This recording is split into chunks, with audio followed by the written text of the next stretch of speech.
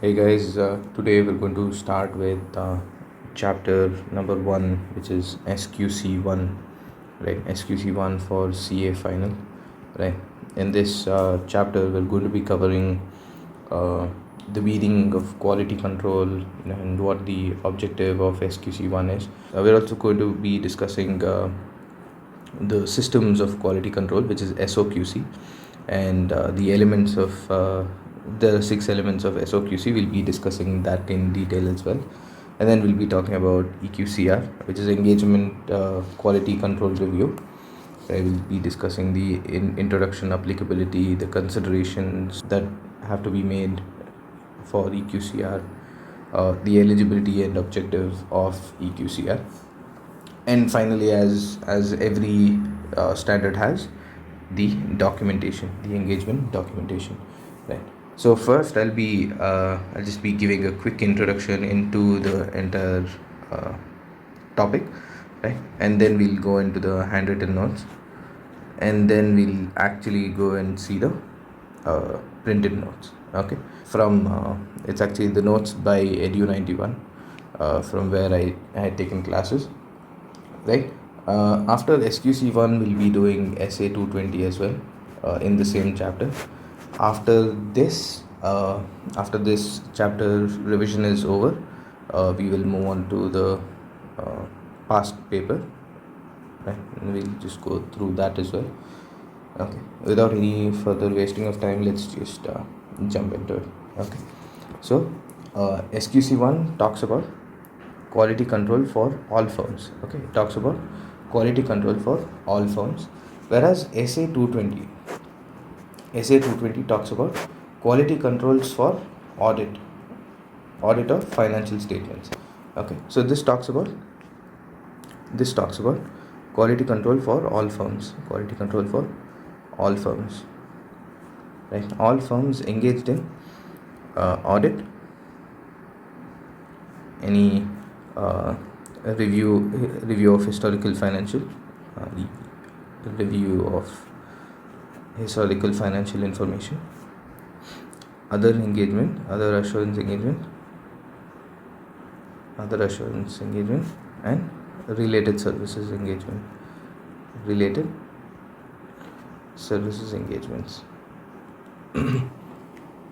right? So this talks about quality control for all of these. Okay, all firms that provide audit, review of historical financial information, other assurance and related services. Okay, whereas SA220 talks only about quality control for audit of financial statements. Okay, right? And SQC1 requires the firms, okay, SQC1 requires the firms to make SQC1 requires the firms to make a system of quality control. Okay, so what is the system of quality control?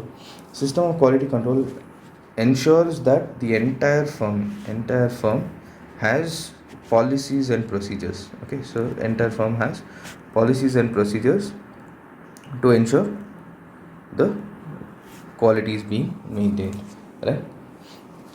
And this system of quality control has 6 elements. Okay, so this SOQC, this system of quality control has 6 elements. Okay, so 6 elements, right? Which is LEAHEM. Okay, so first being leadership responsibilities. Leadership responsibility talks about who is responsible for maintaining quality control in a firm, and can you delegate that responsibility, right? And basically is the responsibilities have to be doled out in such a way that they don't compromise quality. All that we'll learn in that leadership responsibility part. Next comes ethical requirements. Ethical requirements talks about like integrity, objectivity, professional competence and due care, independence, right? So all that we'll go through, right? Next one is acceptance and continuance. Okay, acceptance and continuance of client relationship. So whether the integrity of client is considered, whether our own capability and competence, or do we have, as a firm, do we have enough expertise to uh, continue with the engagement, right? So we'll have to see that as a acceptance and continuance. Next is human human resources. So in human resources, we should have like policies and procedures that ensure that we have personnel that is capable, competent, and that can get the job done, right?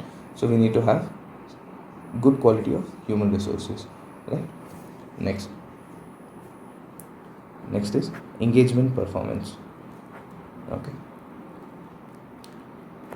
so basically engagement performance talks about quality control policy and procedures that help the firm perform the engagement better, right? How to ensure that there is peak performance of the engagement, right? So there are no mistakes, or the personnel or the engagement team understands what is required to be done, right? Lastly, there is monitoring. Yes.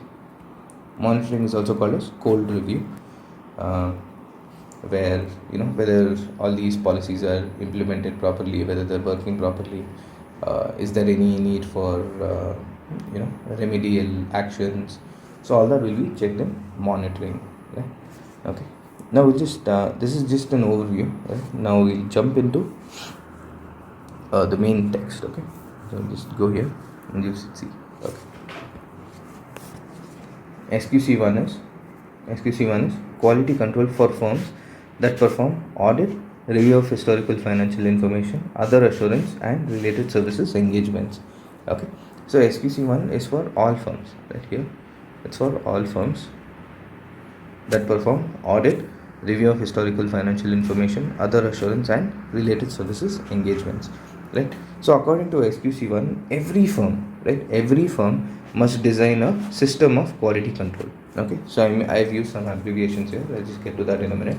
Okay, but while reading it, I'll read the full thing, and then the next time I'll be just reading the abbreviations itself. Okay, so let's just start that from beginning. Okay, every firm must design a system of quality control that provides the firm with reasonable assurance that two things: that the firm and its personnel comply with professional standards and regulatory and legal requirements. Okay,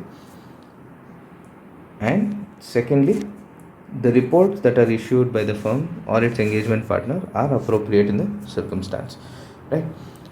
So what does SQC-1 say?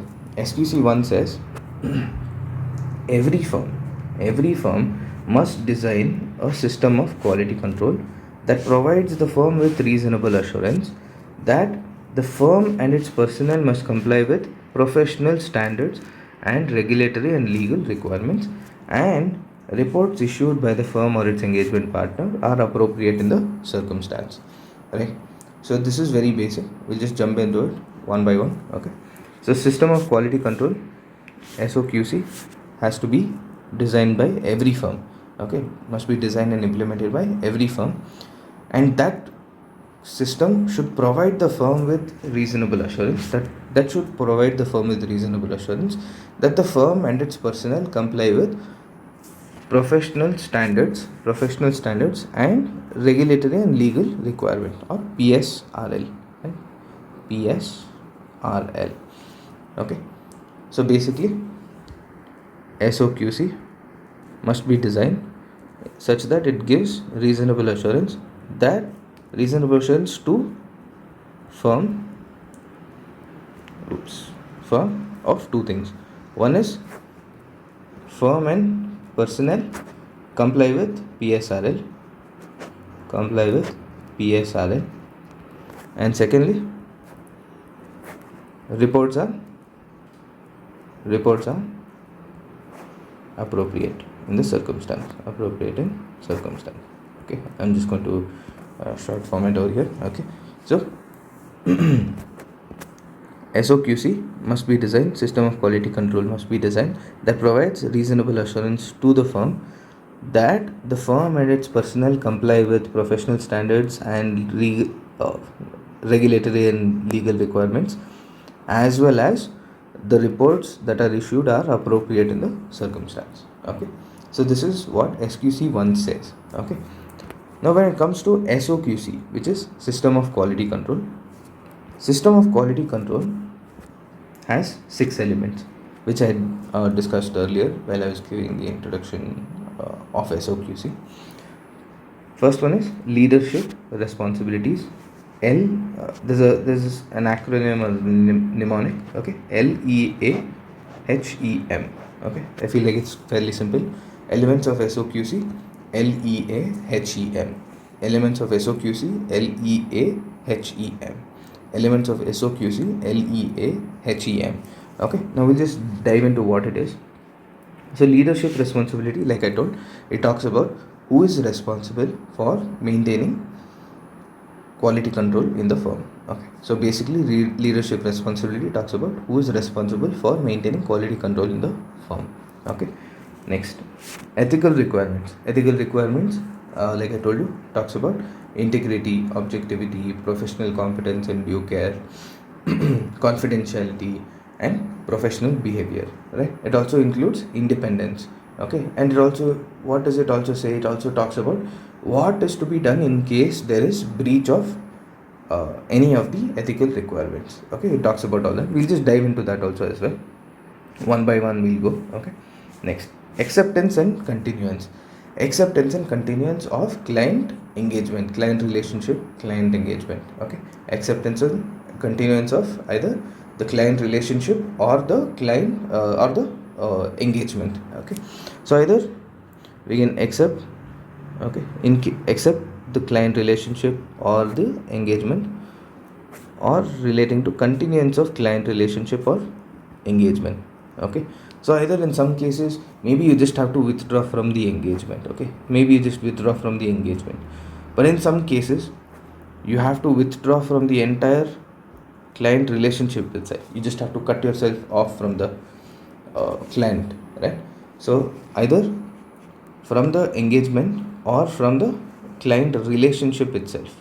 Okay, acceptance and continuance of client relationship or engagement. Okay, next, human resource. Okay, like I told you, human resource talks about, in this system of quality control, human resource element talks about having quality control policy and procedures that provide reasonable assurance about the capabilities, right? Capabilities, competence, right? And the commitment. Okay, so commitment of the personnel, right? So these things must be ensured by the policy and procedure. So the firm has to create such kind of policy and procedure where its personnel have the capabilities, competence and commitment. Okay, next, engagement performance. Okay, engagement performance is quite a big hefty topic, right? So engagement performance talks about how that engagement should be performed. Okay, what are the factors that are to be considered to ensure a very good performance of that engagement. Okay, next lastly comes the monitoring. Monitoring is seeing whether if it is implemented properly, whether it is working properly, whether there are any complaints that have been received, what are the remedial actions to be taken, right? As usual, monitoring comes with all these points in it, right? Next, okay, so this SOQC, right, this system of quality control, must be documented and communicated. Okay, so obviously this SOQC must have quality control policy and procedures for each of the elements. Okay, so SOQC must have quality control policy and procedures for these 6 elements. Okay, for all of these 6 elements it must have quality control policy and procedure. Okay, and such quality control policy and procedure must be documented and communicated. Communicated to whom? It must be communicated to everybody in the firm, the engagement partner, the engagement team, and all its personnel. Okay, So it must be documented and it must be communicated to all the persons in the firm. Okay, now we'll just see what is to be communicated. Okay. So communication of QCPP is basically quality control policy and procedure. Communication of QCPP must include description of quality control policy and procedure. So it must include a description of QCPP.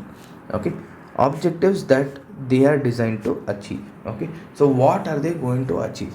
And lastly, message that each individual has a personal responsibility to quality and is expected to comply with quality control policy and procedure. Okay, very simple, right? How about we just go and just revise what we've seen till now. Okay, what did SQC-1 say? SQC-1 talked about quality control for firms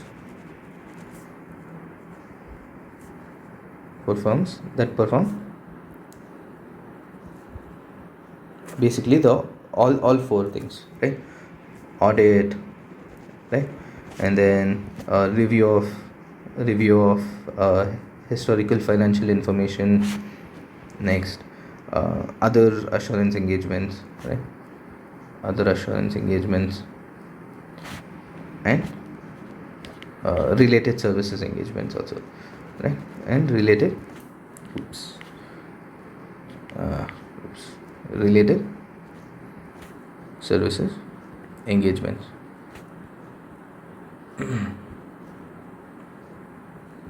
Okay, next. So what does SQC-1 say? SQC-1 says every firm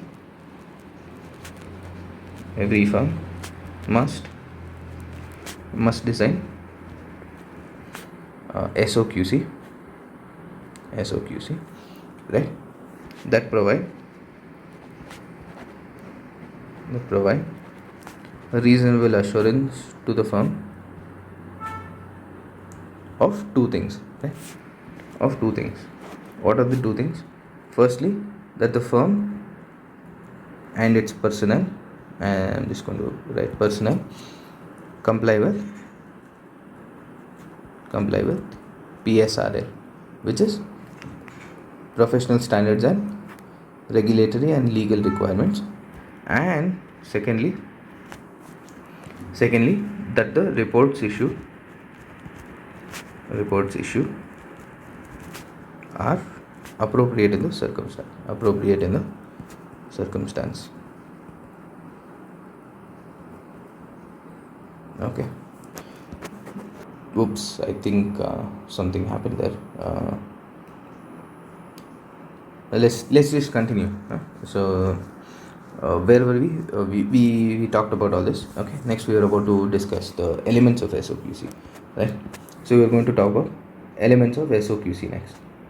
Okay, elements of SOQC. So what are the elements of SOQC? Elements of SOQC, there are 6 elements. Okay,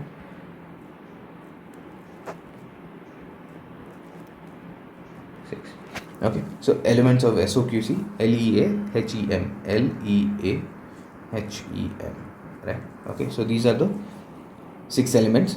First one is leadership responsibilities. From L there is, I'll just put LEAHEM. Okay, so first one is leadership responsibilities.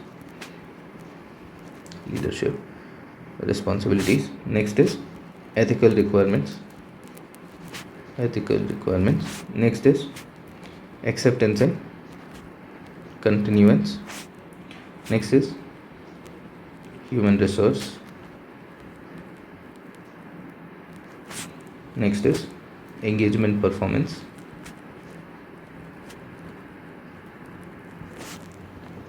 And lastly, it is monitoring.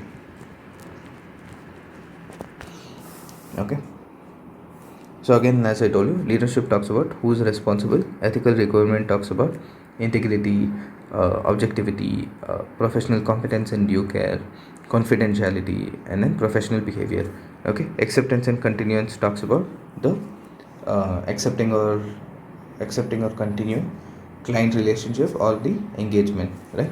Next, Human resources talks about having quality control policy and procedure to ensure that the firm has committed, competent, and capable workforce, right? And engagement performance rather talks about engagement performance talks about uh, what are the matters to be considered to ensure that the firm provides. Sorry, there was a bike that was going. Okay, so engagement performance talks about uh, what are the matters to be considered to ensure that firm provides a good performance during the engagement. Next is monitoring. Okay, it checks whether the policy and procedures are being whether the quality control procedures are being uh, or rather have been designed and implemented properly. Are they working? Are they are there any complaints? Are there any feedback? What are the remedial actions to be taken? Right. So all of these are covered under elements of SOQC. Right. Now, before jumping into each of the element of SOQC, let's just go and see the text first. Okay, so that we have a good language to write with. Okay. So it says every firm must have a system of quality control for audits, review of historical financial information, other assurance and related services engagement. Basically all four: the audit, review of historical financial information, other assurance and related services engagements. Okay, so the firm should establish SOQC designed to provide the firm with reasonable assurance that the firm and its personnel comply with PSRL, and reports issued by the firm are appropriate in the circumstances. Okay, and this is a system of quality control consists of policies designed to achieve its objectives. It's very simple. Okay, let's just move to the next point. Oops. Okay, so the elements of quality control are L oops LEAHEM. Okay, leadership responsibilities, ethical requirements, acceptance and continuance of client relationships and engagements, human resources, engagement performance, and monitoring. Okay, I had already covered. Yeah, these quality quality control policies and procedures must be documented and communicated to the firm's personnel. Such communication must describe what the policy and procedures are, what objectives they are designed to achieve, and message to each individual that they have a personal responsibility for quality and are expected to comply with these policies. Okay, next. Okay, next we can jump into the elements itself. Okay, so each of these 6 elements, right? LEAHEM: leadership responsibility, ethical requirements, acceptance and continuance, human resources, engagement performance, and monitoring. So each of these elements have their own paragraphs worth of learning. Okay, paragraphs worth of content from where question can be asked from. Okay, so let's just jump into the first one, which is leadership responsibilities. Okay, let's just go off screen. I'll just give you a quick overview of what is going to be there, so that when we see that and see the handwritten notes again, and then when we go and see the actual notes again, it's going to be stuck in our head. Okay, so first one is the leadership responsibilities.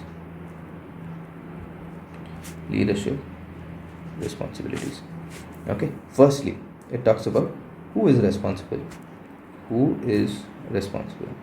Okay, when it comes to who is responsible, it is going to be the CEO or the managing partner of the firm. Okay, next it's going to talk about can he delegate his powers or his responsibility.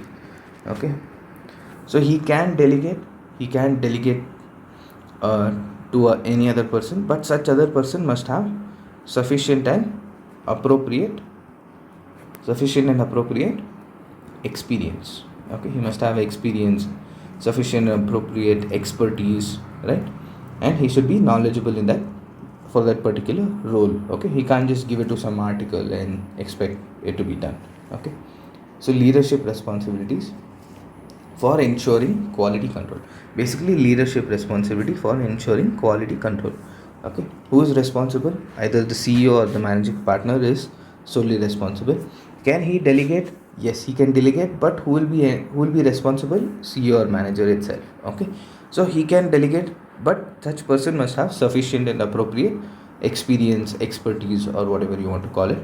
Okay, and third point is this leader, okay, the leaders in that organization must develop an internal culture. Okay, an internal culture. Okay, internal culture of ensuring quality work. Okay, maybe the wordings are different, but since we're going to see the handwritten notes, and then since we're going to see the notes again, it's just going to stick in your head. Okay, don't worry about it. Okay, so who is responsible? CEO or managing partner. Can he delegate? Yes, he can delegate, but to a person who has sufficient and appropriate experience or expertise. Next, these leaders must ensure to develop an internal culture where quality is utmost. Okay, along with this, there are certain key elements also. Certain key elements of the leadership responsibilities. Okay, so what do these key elements do? They emphasize, okay, or they highlight these things, these elements. They highlight the firm's importance to quality, to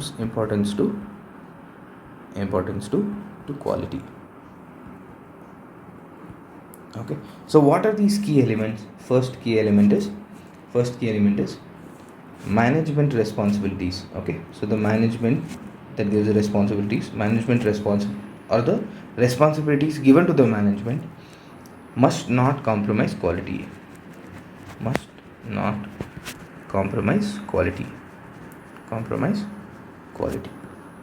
Okay, secondly, what is the second element? Second element is that the performance evaluations done, promotions, right? Compensation given to its personnel. All of these, like performance evaluation, promotion, compensation, must reflect quality. Okay, so if somebody is doing good quality work,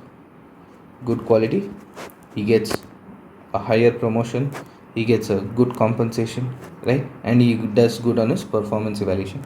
If that person is giving bad quality work, if that worker is giving a bad quality work, maybe demote him, or make his compensation stay the same. I don't know how, like if they reduce the compensation, whether that person will stay or not. But but all of these, right? Performance evaluation, promotions, and compensation must reflect the quality of work. Okay. Third, the firm must ensure there is sufficient resources to, or rather for quality work to be performed. Okay, sufficient resources must be there so that quality work is ensured. Oops, I think I made some mistake. Sufficient resources for quality of work, Okay, so these are the key elements. Okay, so these are the basic elements. Okay, so basic elements of leadership responsibility for quality control, right? Who is responsible? The CEO or managing partner is responsible. Can he delegate? Yes, he can delegate to a person who has sufficient and appropriate experience, expertise, etc. Okay, and these leaders must develop an internal culture of where quality is main. Okay, and what are the key elements that highlight the firm's importance to quality? Firstly, management responsibility must not compromise quality. You cannot go on keep giving that same manager loads and loads of work just because he's working, right? Just because he's able to do the work. Who's going to check the quality? So the responsibility that is put on management should not compromise quality. Okay. Secondly, performance evaluation, compensation, promotion, all of these must reflect quality of work. Third, sufficient resources must be ensured, or rather availability of sufficient resources must be ensured to or rather must be there to ensure quality of work is done. Okay. Next, we'll just go and see the handwritten notes quickly. Okay. So this is the first. I mean, if your mind is going here, don't see this. Don't see this. Don't see this. Ignore. We'll come to that. Okay, we'll come to that. Don't see this. Don't read this at all. Okay. So here, CEO or managing partner is responsible for quality control. Okay. CEO or managing partner is responsible for quality control. CEO or managing partner may assign operational responsibilities to other persons. Like I told you, CEO or managing partner can assign their responsibilities to other person, but they need to have sufficient and appropriate experience, ability, and authority. Okay. So CEO or managing partner is responsible. Firstly, CEO or managing partner is responsible. Secondly, CEO or managing partner can assign operational responsibility to others, but that person needs to have sufficient and appropriate experience, ability, and authority, right? And lastly, it needs to promote an internal culture where quality is essential. Okay, it needs to promote an internal culture where quality is essential. Okay, so these were the three basic points of leadership responsibility, and then there were three key elements also. Okay, we'll just go scroll down and we'll just see that. Okay, what are the three key elements? So these three key elements,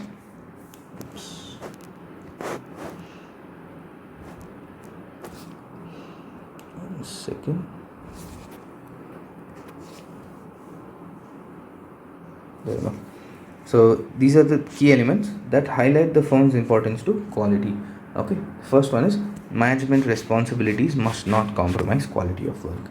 Like I told you, if one person is working, you cannot just keep dumping all the work on him with no regard to quality at all. This cannot be done. Okay, so responsibilities that are given to the management must not compromise the quality of work. Okay, next, performance evaluation, compensation, promotion, this must reflect the commitment to quality. Okay, performance evaluation, compensation, promotion policy must reflect commitment to quality. Okay, so if a person is ensuring quality work is being done, then he must be given preference when it comes to performance evaluation, when it comes to compensation increasing, when it comes to promotion, right? So all of these must reflect commitment to quality. And lastly, sufficient resources must be available for ensuring compliance with QCPP, which is quality control policies and procedures. Okay, sufficient resources must be available to ensure compliance with QCPP. Okay, so these were the 6 points of leadership responsibilities. Okay, next we will move on to ethical requirements. Okay, so what does ethical requirements say?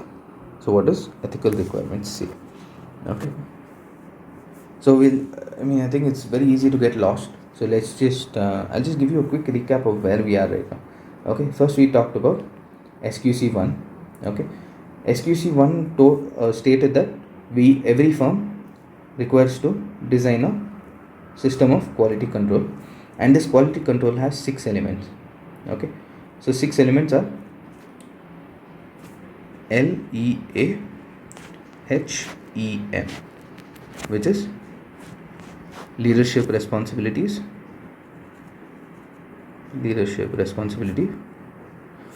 ethical requirements, acceptance and continuance, human resources, engagement, performance, and monitoring. Okay, so these are the 6 elements. So we finished the first element. Okay, so we finished this leadership responsibilities. What did we talk about there? We talked about who is responsible. The CEO or managing partner is responsible, and he can delegate that responsibility, right? He can delegate that responsibility.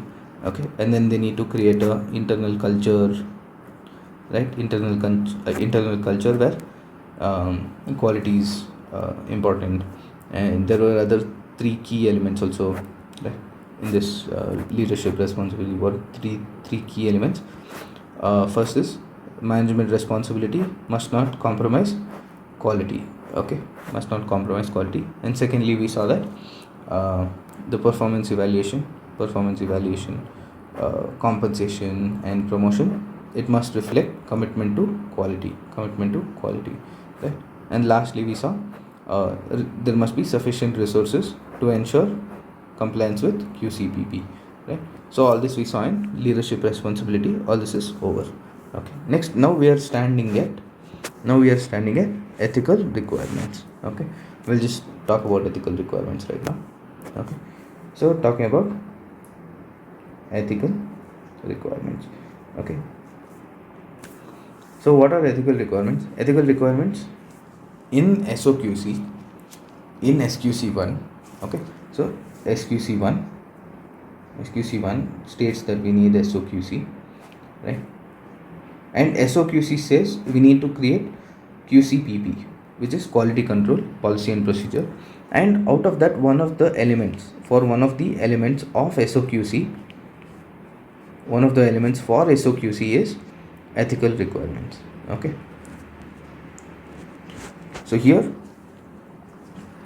according to SQC-1, what are the quality control procedures that are to be there? Okay, first I'll just give a basis of what is to be written. So according to this, the firm must create quality control policy and procedure to ensure that reasonable assurance is given. Okay, or the firm gets reasonable assurance that the firm and its personnel comply with ethical requirements. Okay, so it's very simple, right? So the firm, according to SQC-1, which requires you to create a system of quality control, right? It says under ethical requirements, the firm is required to establish quality control policy and procedure that gives the firm reasonable assurance that the firm and its personnel comply with ethical requirements. Okay, that's what it says. Okay, now what are ethical requirements? Basically, fundamentals of ethics. What do we remember from CA Inter? Okay, basically it's the same thing. Okay, so what is the ethical requirements that are required? Ethical requirements are, I don't know if you remember this, IOPCP. Okay, this is the mnemonic for ethical requirements. First, IOPCP. First is integrity, objectivity, professional competence and due care, confidentiality, and lastly professional behavior. Okay, so according to SQC-1, we are studying about ethical requirements.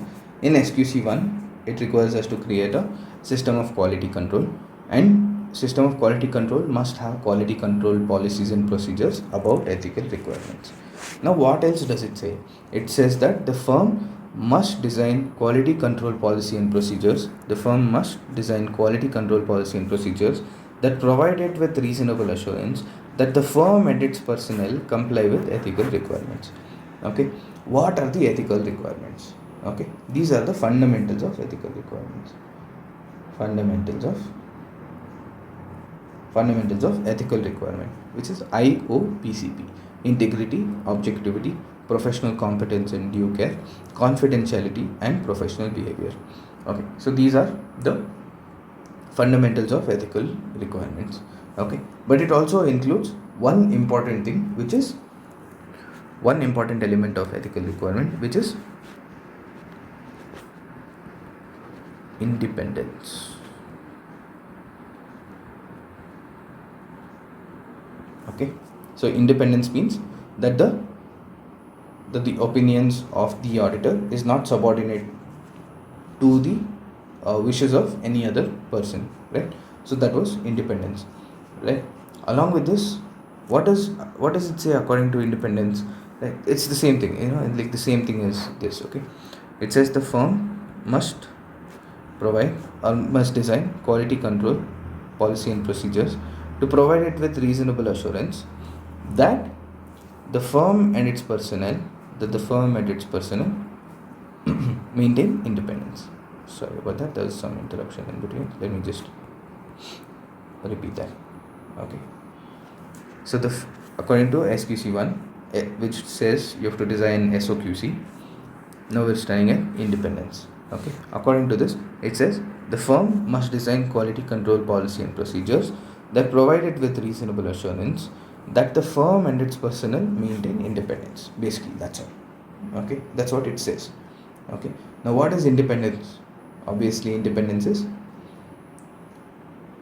that the firm's auditor, or rather the auditor, is not, or his opinion is not subject to the opinions of somebody else. Okay, next, so what does this QCPP with relation to independence? Okay, role of quality control policy and procedure with regard to independence. Okay, what should it do? It should do three things. One is CIA. Okay, what it should do is CIA. First, it is communicate. What should it communicate? It should communicate independence requirements. Okay, what are the independence requirements? Okay, so it should communicate it to everybody inside the firm, the engagement partner, engagement team, its personnel. So basically it should communicate what the independence requirements are. Okay, next, from I, it should identify and evaluate the threats. Oops, I think I'm making a lot of spelling mistakes. Evaluate the threats.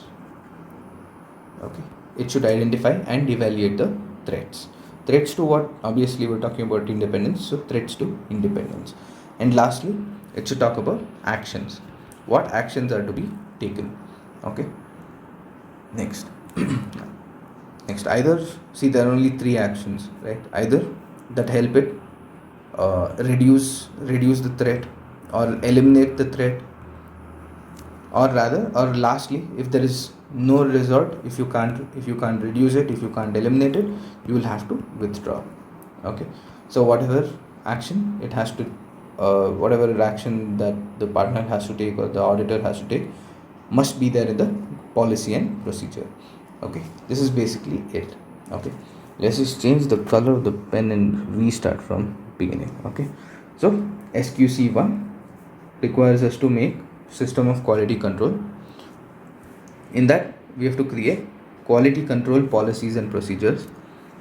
Now we were standing at ethical requirements. We finished leadership requirements, and now we are standing at ethical requirements. Okay, or leadership responsibilities. Okay, we finished we finished leadership responsibilities. Now we are standing at ethical requirements. Okay, so what does it say with regard to ethical requirements? It says that the firm must design quality control policy and procedures that provide it with reasonable assurance that the firm and its personnel comply with ethical requirements. Okay, so that the firm and its personnel are complying with ethical requirements. What are ethical requirements? Basically, the fundamentals of ethical requirements, which we learned in CA Inter. Okay, what is the fundamentals of ethical requirements? It is IOPCP, which is integrity, objectivity, professional competence and due care, confidentiality and professional behavior. Okay, along with these five fundamentals, there is also one very important element of fundamental, or rather ethical requirements. Okay, so there's one very important element of ethical requirements, which is independence. Okay, so with regard to independence, what does it say? It says that the firm must create quality control policies and procedures that provide it with reasonable assurance that the firm and its personnel maintain independence. Okay, so basically, the firm must create QCPP that provide it with reasonable assurance that the firm and its personnel maintain independence. Okay, very simple, right? Next, what is the role of QCPP with regard to independence? It must do CIA. Okay, first it must communicate the independence requirements. Okay, it must communicate to its personnel, to its engagement partner, to engagement teams, what the ethical or what the independence requirements are. Okay, next, it must identify and evaluate the threats. Okay, from C, I, and lastly A, it is what action is to be taken. Either reduce the threat to an acceptably low level, or eliminate the threat, or withdraw from the engagement. Okay, so these are the three things that I had to cover with regard to ethical requirements, right? I think there's one more. I think it's with regard to breach. Okay, in case there's any breach, right? There's another chart for that, I think, which I've prepared in the bottom. Yeah. Okay, so we'll just go to that after we just come through. We just go through this ethical requirements notes. Okay, so like I said last time, again, do not start reading this. In case you've forgotten, just go back to the video and just watch it from there. Don't try to read this now. Don't try to read this. We'll cover this in just a few moments. Don't read this. Don't read this. Just focus on this. Just focus on this. Okay, next. Zoom in. Okay, so when it comes to ethical requirements, the firm should establish policies and procedures that provide the firm with reasonable assurance that the firm and its personnel comply with ethical requirements. Okay, given in the code. Okay, so given in the code, I think there's some code that the International Auditing Standards Board has made. So they're referring to that code. Okay, we'll just ignore that. Okay, we'll just start from the beginning. Okay, the firm should establish policies and procedures that provide the firm with reasonable assurance that the firm and its personnel comply with ethical requirements. Okay, so like I said, it should establish policies and procedures that provide it with reasonable assurance that the firm and its personnel comply with ethical requirements. Okay, very basic. Next, we'll move on to what are the fundamental principles of ethics. Okay, fundamental principles of ethics. Same word I told you, IOPCP. Okay, fundamental principles of ethics, IOPCP, which is integrity, objectivity, professional competence and due care, confidentiality, and professional behavior. Okay, so these are the fundamental principles of ethics. I think one thing I've not covered is this. Okay, these fundamentals should be emphasized through. Okay, so this IOPCP, which is integrity, objectivity, professional competence and due care, confidentiality, and professional behavior. So these principles must be emphasized through actions of leadership. Obviously, once the leadership is acting with is complying with ethical requirements, everybody below will see the actions of the leadership and follow through. Okay, and next, training and awareness. Obviously, if somebody is not smart enough to watch and learn, you will have to go and teach them. Okay, so you will have to give them training. You will have to make them aware that this is not ethical, this is not ethically correct, you cannot do this. Okay, next, you will have to monitor. After teaching that person, you will have to monitor whether that person is doing it properly, whether he's complying with all the ethical requirements. And lastly, you need to give consequences in case there is any non-compliance. Let's say You've shown by leadership, you've shown by example, you've led by example, you've given them training, and you're continuously monitoring them, and still they're still doing non-compliance with ethical requirements. In that case, you have to give them consequences. Consequences is the last resort. Okay, I feel like these 4 points are very easy to remember. Firstly, actions of leadership, or which is basically examples, like lead by example. If they don't learn by example, then give them training, make them aware. Next, in case like after training, provide monitoring, ensure that you're monitoring their performance. And lastly, in case they still do non-compliance, make them face the consequences. Okay, next.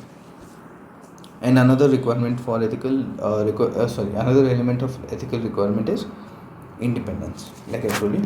So along with IOPCP, independence is also a very much needed element.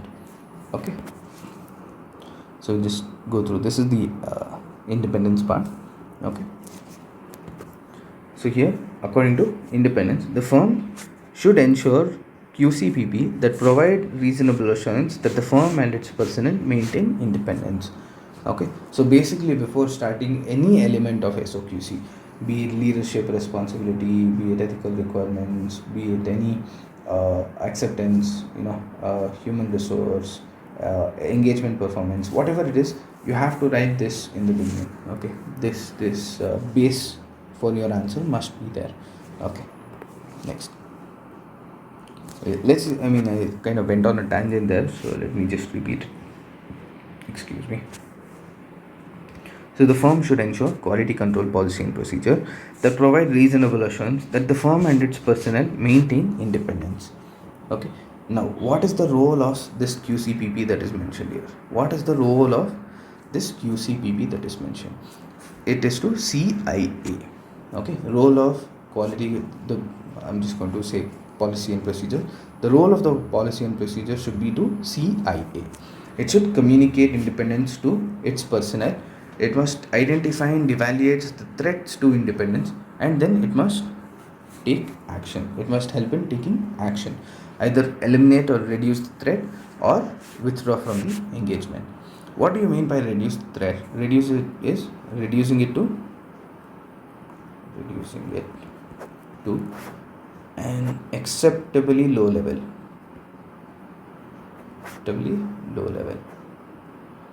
Okay. Now, what is this acceptably low level? Acceptably low level means any unrelated or independent third party, right? Any independent third party. Okay. It should be reasonable to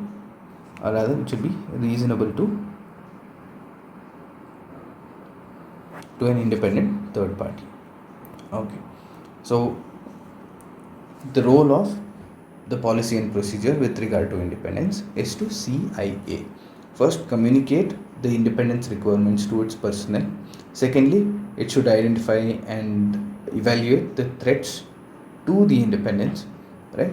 And it must take action, or rather it must help in taking action, because policy and procedure can't take action, right? So it should help in taking actions. So either eliminate or reduce the threat to an acceptably low level, or withdraw from the engagement. Okay, next. So with regard to independence, I think there are a few more points, right? So it must also take written confirmation of compliance, or rather it must take written confirmation of compliance with the QCPP from its personnel at least annually. So every year it must take a written confirmation. It must take a written confirmation of compliance with QCPP from its personnel at least annually. Okay. Next, there must be safeguards against familiarity threats. Okay, rotation of senior staff or engagement partners, and in case of listed entity, it is mandatory. Okay, engagement partner rotation is mandatory, and for firms, the maximum period is 7 years. Okay, a single engagement partner can be, or rather, for the engagement, there can be only a single engagement partner for 7 years. Okay, so meaning if they can be appointed for 2 terms of 5 years, which is a maximum of 10 years, out of that 10 years, maximum 7 years only an engagement partner can be only for, or a person can be an engagement partner for only for 7 years. Okay, it's very basic. Okay, but still to cover it. Okay, in case these MCQs I'd seen in the question bank, actually they had asked whether it is annually, quarterly, or like once in a lifetime, some stupid question like that they had asked. So it's good if you remember, try to remember. Okay, next is a breach of ethical requirements. Okay, so this point, right, there's independence and then there is breach. In case there is breach of ethical requirements, the role of the policy and procedures with regard to breach is that any and all personnel, any personnel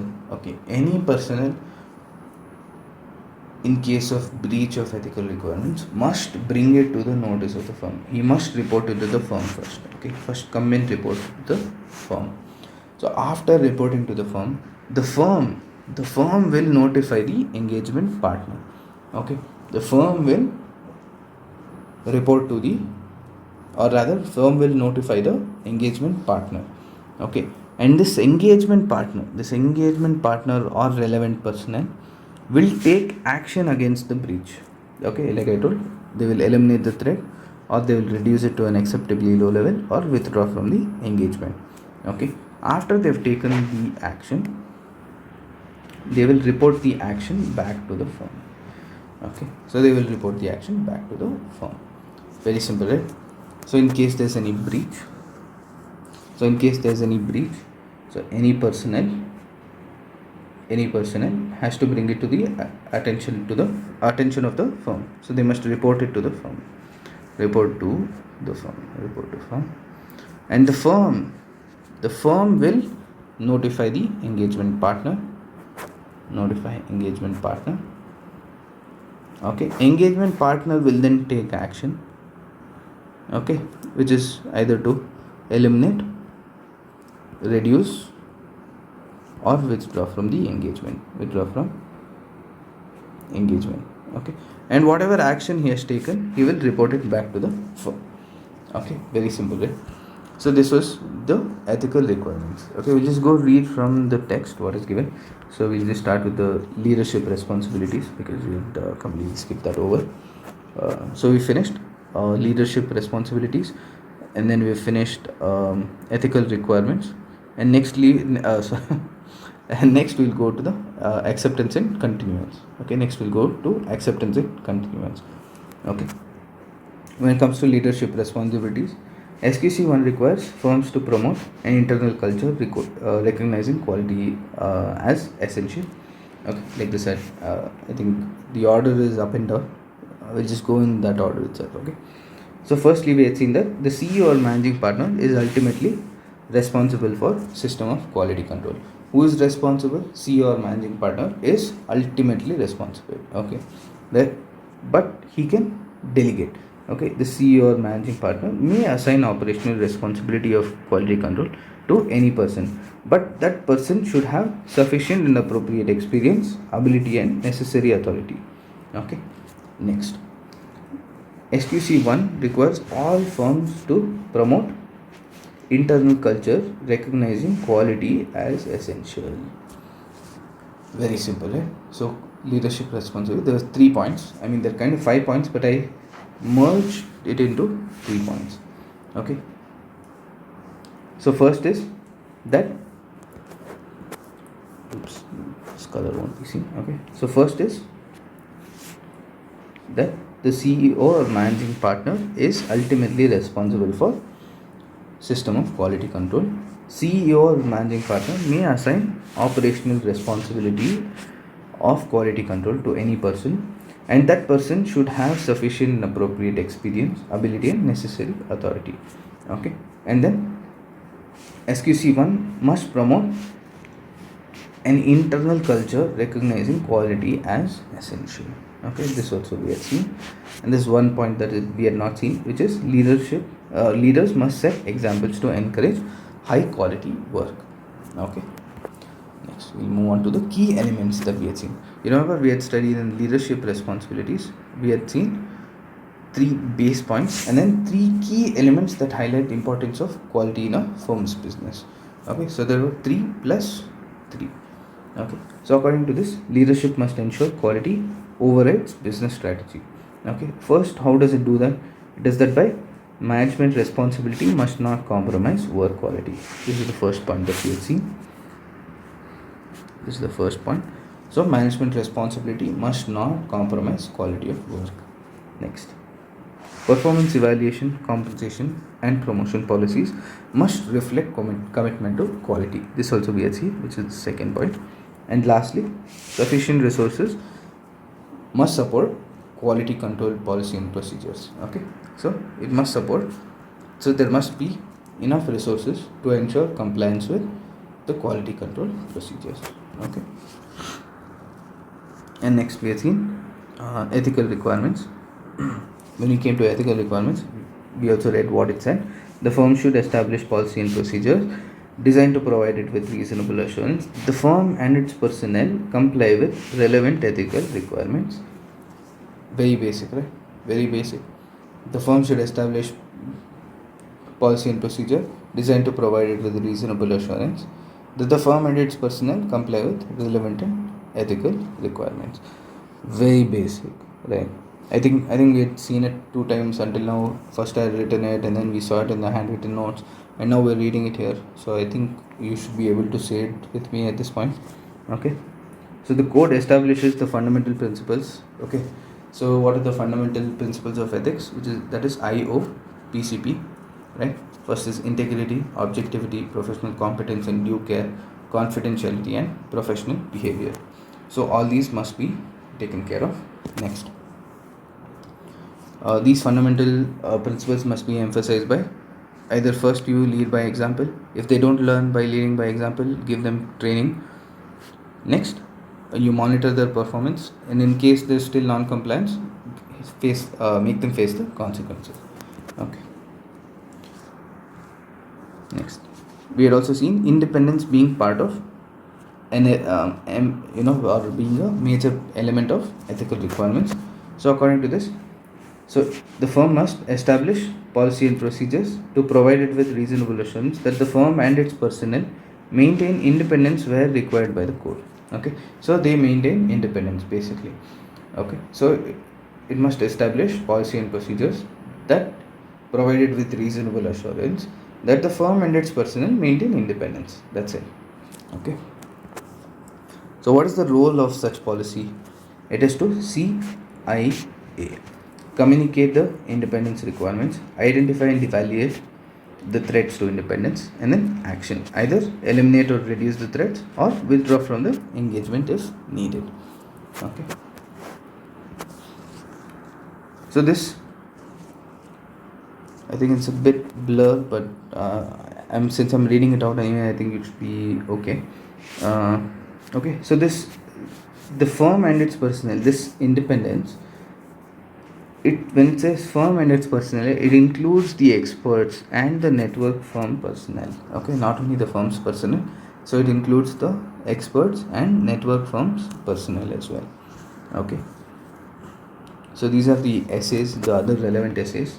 Okay, so essay 600 talks about another auditor, or rather like branch or subsidiaries auditor. 610 talks about the internal auditor of the company. 620 talks about the auditor's expert. Okay, next, role of policies and procedures with regard to breaches. This also we had seen. Okay, so first, all subject to independence requirement must report breaches promptly to the firm. Okay, so any person, right, any breach, report it to the firm, report to firm. Right. Next, the firm will notify what is the firm's response? Firm will inform the engagement partner. Okay, inform the inform the engagement partner. Okay, next, and other relevant personnel. Okay, other relevant personnel, in case like there's a manager involved, someone below the engagement partner level. Okay, so they must inform the engagement partner or other relevant personnel. Okay, this other engagement partner or other relevant personnel must take action. Okay, whatever action they take, they must report it back to the firm. That's all. Okay, so annual compliances, there is one annual compliance which we have talked about. They must take written confirmation of compliance with firm's policy and procedures at least annually. Okay, at least annually. So they must take written confirmation. Oral confirmation is not okay, only written confirmation of compliance with the policies and procedures at least annually. Okay, next.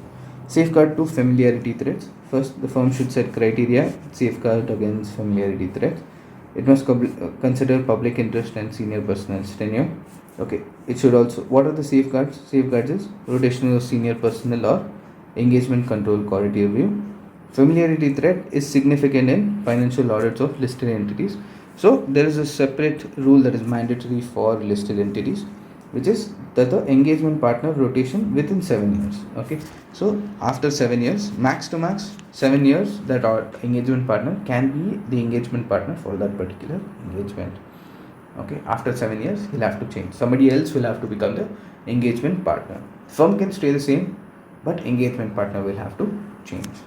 Okay, so that finishes the two elements of SOQC. However, we just do a very fast revision from the top, right? So we'll just do a very fast revision. Okay, so SQC-1 states that SQC-1 is quality control for firms that perform audit, review of HFI, other assurance and related services engagements. Okay, it applies to all the firms.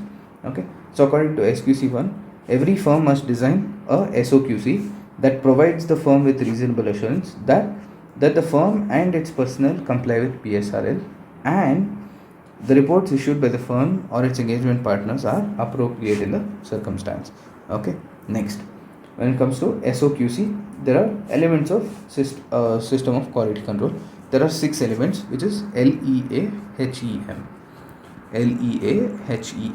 Okay, which is leadership responsibilities, ethical requirements, acceptance and continuance of client relationship or specific engagements, human resources, engagement performance and monitoring, right? And then we have seen that this SOQC has to be documented and communicated. Okay, so such QCPP must be documented and communicated. Okay, communication of QCPP must include description of QCPP and then the objectives.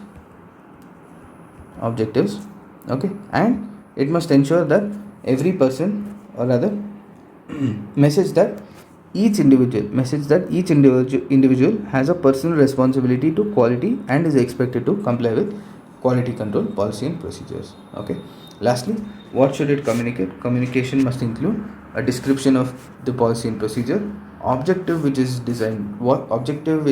is designed to achieve, and lastly, message that every person or every individual has a personal responsibility to quality and is expected to comply with quality control policy and procedures. Okay, next we saw leadership responsibilities. Okay, I think you'll be able to zoom in on YouTube, so I'm just going to leave it here. Okay, and then we'll just jump into the first part, which is the CEO or managing partner is responsible for quality control. CEO or managing partner may assign operational responsibilities to other person, but such other person needs to have sufficient and appropriate experience, ability and authority. Okay, and the firm must promote an internal culture where quality is essential.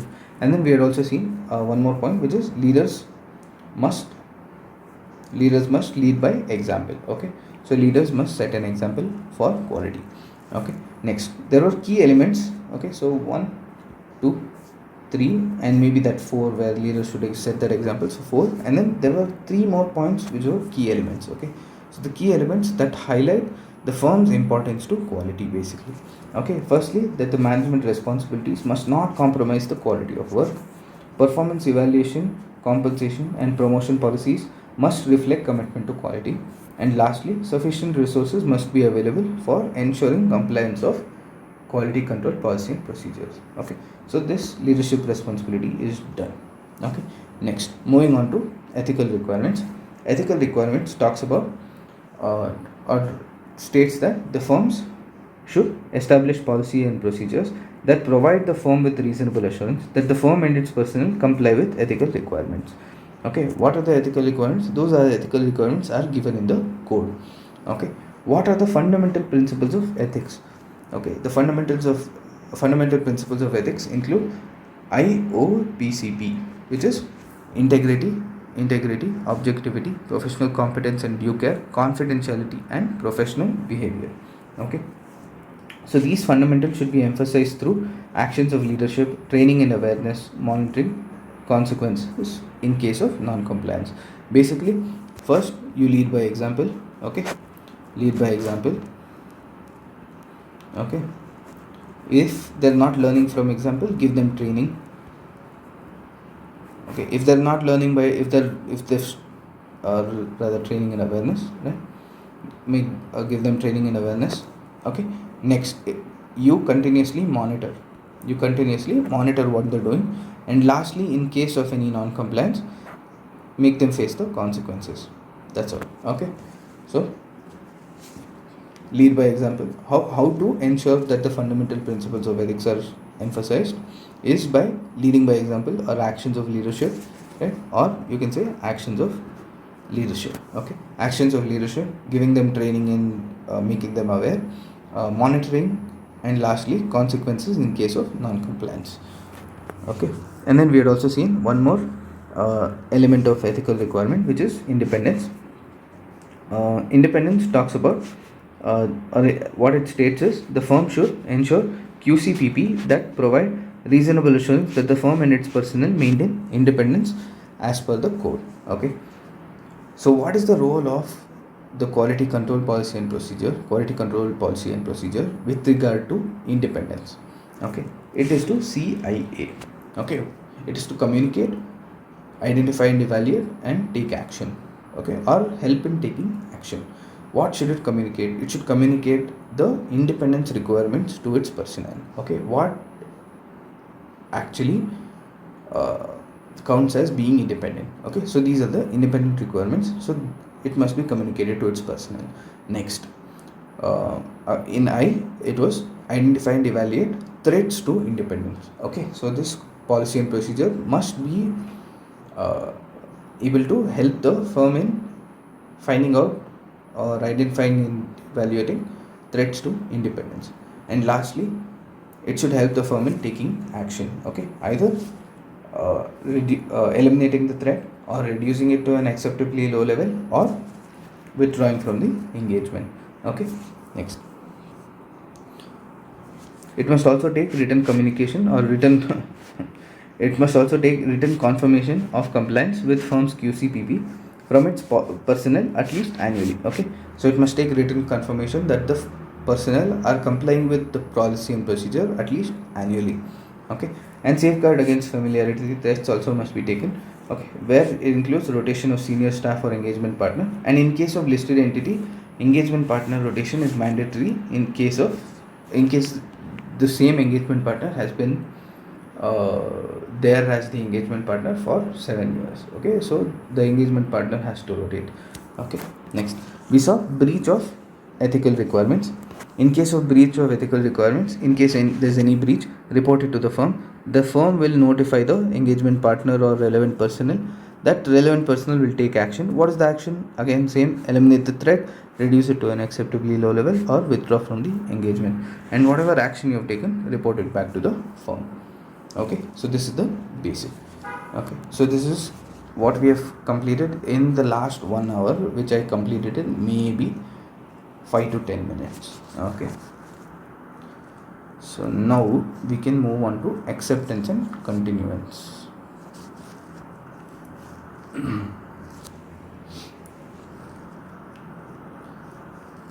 Okay, But this time we just change it up a little. We just go through the handwritten note first, okay, and then we'll go through the text, and then I'll write it and revise it again. Okay. So when it comes to acceptance and continuance, the firm should ensure quality control policy procedure relating to acceptance and continuance of client relationship and specific engagement is designed such that it provides reasonable assurance that the firm will undertake or continue relationship only where these three conditions are satisfied. Okay. First, integrity of client is considered and there are no issues. Secondly, firm is competent and has the required time, capability and resources. And third, firm can comply with ethical requirements. Okay, what are the ethical requirements again? The IO, PCP plus independence. Okay, so quality control procedures, let's just read it again. Okay, so what does SQC-1 say? SQC-1 states that you have to create system of quality control, and this system of quality control must have quality control policy and procedure. Okay, and it has 6 elements, one of which is acceptance and continuance. Okay, so quality control procedures. Okay, so according to this, firms must create quality control policy and procedures relating to acceptance and continuance of client relationship and specific engagement. Okay, let me just stop here and just explain once what this actually means. Okay, so in some cases you can either accept the client relationship but you can't accept the specific engagement. Okay, so it doesn't mean that you have to reject the entire engagement or reject the entire client relationship itself, but there are some cases where you have to completely cut ties with the client. Okay, so some relate to acceptance and continuance of client relationship, some relate to acceptance and continuance of specific engagement. Okay, so it's either for client relationship where you have to destroy the relationship with the client entirely, or you just have to step away from that specific engagement. Okay, so keeping that in mind, let's just start from the top. Okay, so the firm should ensure quality control policy and procedures relating to acceptance and continuance of client relationship and specific engagement is designed such that it provides reasonable assurance that the firm will undertake or continue relationship only where integrity of client is considered and there are no issues, firm is competent and has the required time, capability and resources, and lastly, firm can comply with ethical requirements. Okay, next. So obviously there are 3 parts in this, as you can see here. One is integrity of client. What does integrity of client mean? How do you check the integrity of client? Okay, so this is the first question. Next is, how do you know that the firm is competent and has the required time, capability and resources, right? How do you check whether the firm is competent to accept or continue? And lastly, firm can comply with ethical requirements. How will you check that, right? So basically this is going to talk about all these 3. Okay, so the firm must create policy and procedures that relating to acceptance and continuance of client relationship and engagement. Okay, so this QCPP, this policy and procedure is designed in relation to acceptance or continuance of client relationship such that it provides reasonable assurance that the firm will undertake or continue relationship only when integrity of client is okay, the firm is competent and firm can comply with ethical requirements. Okay, very basic. Next we'll see what does integrity of client actually mean. Okay, what does integrity of client actually mean? Okay.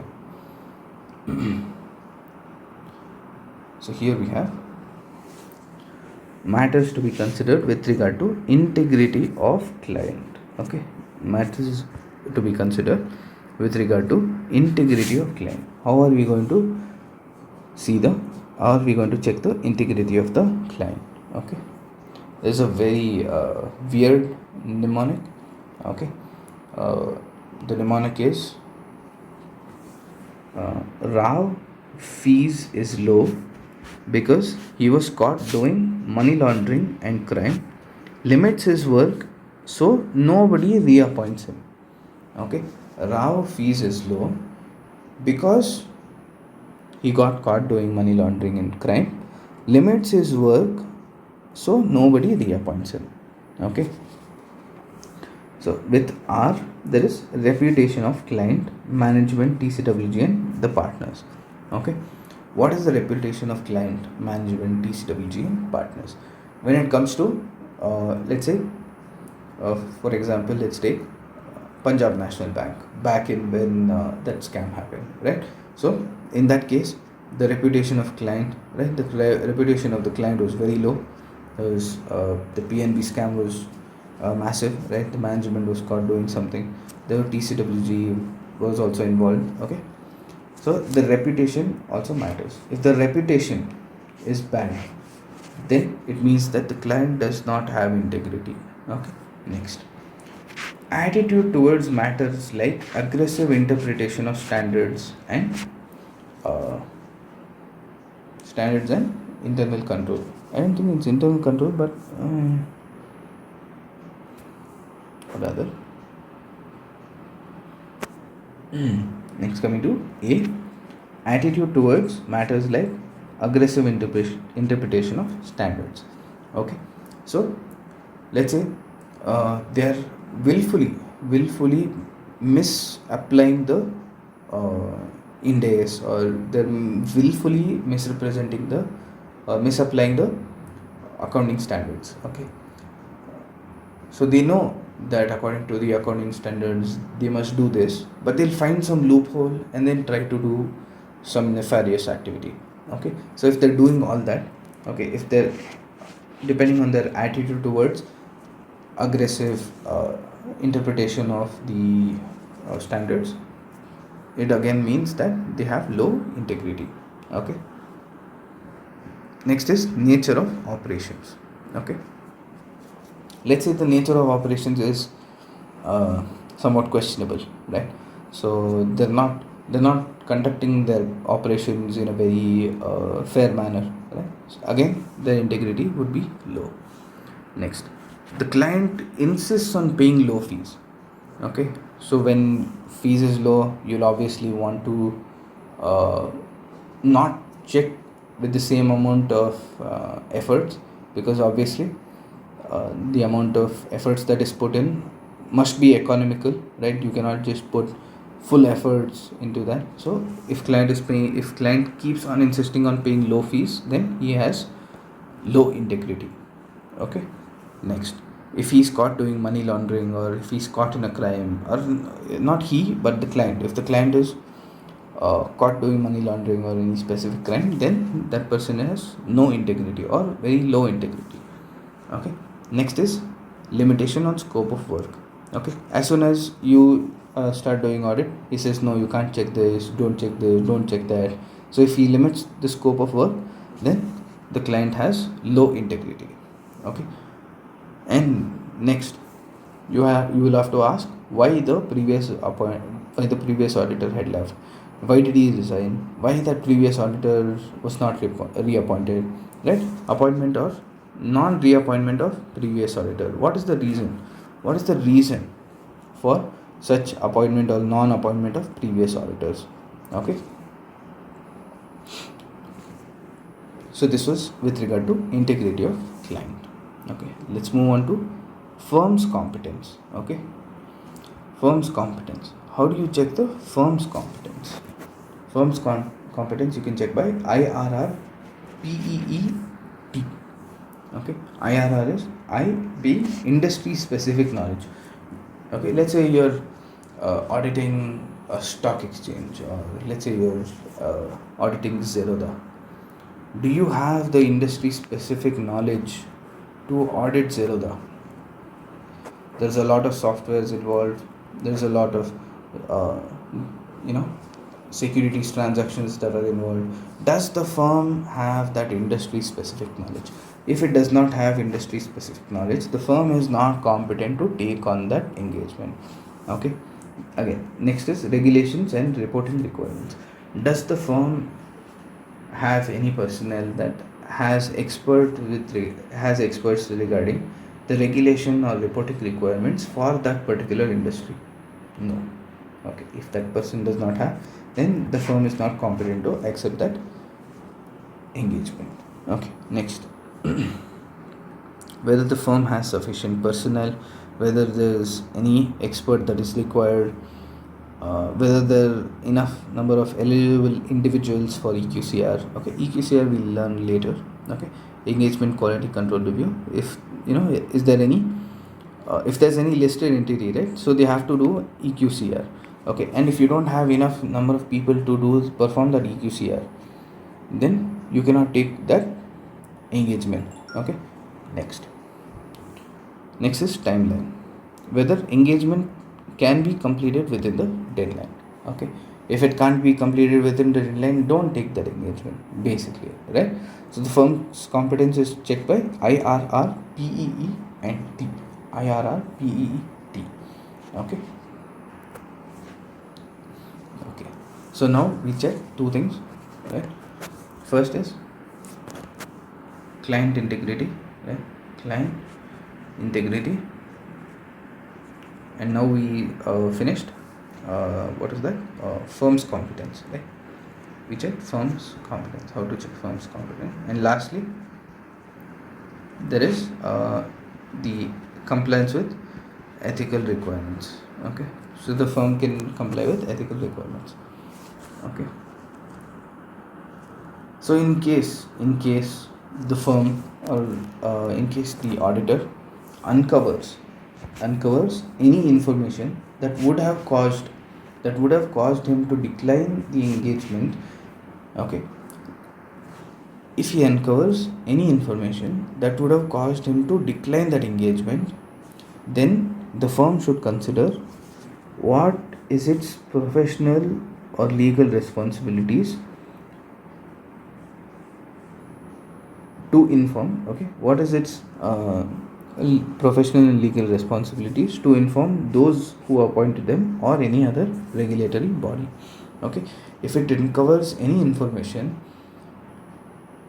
if that information it would have had before accepting it, right, and if it had that and it would have declined it, if it uncovers such information, then the firm should consider what its professional responsibility or legal responsibility is with regard to informing those who appointed them or any other regulatory body, and the possibility of withdrawing from that engagement, or if needed from the client relation itself.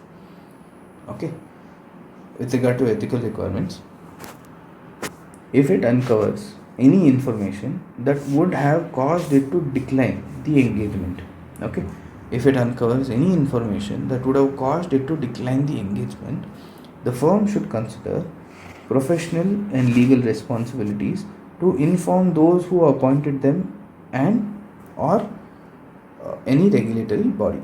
Okay, after it checks this, it should also consider the possibility of withdrawing from the engagement or from the client relationship itself. Okay, so either withdraw from the engagement or withdraw from the client relationship itself.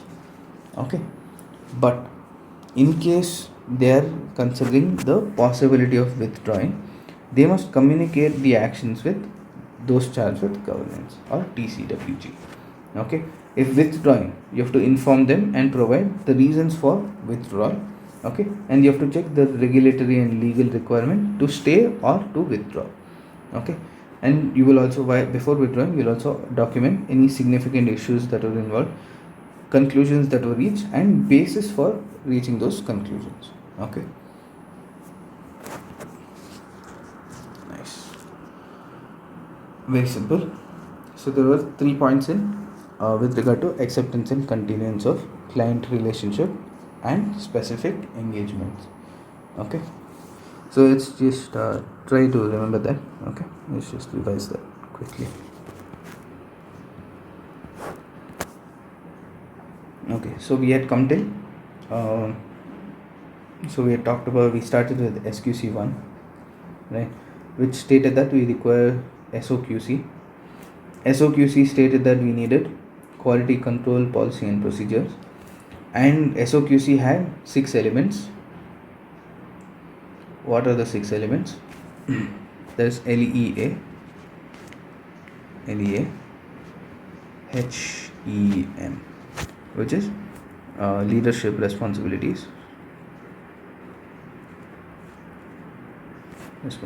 ethical requirements, acceptance or continuance of of client relationship or specific engagement. Okay. Next is human resource, and next is engagement performance.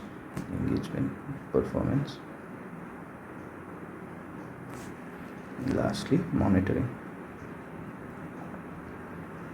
Okay, so these are the 6 elements of SOQC.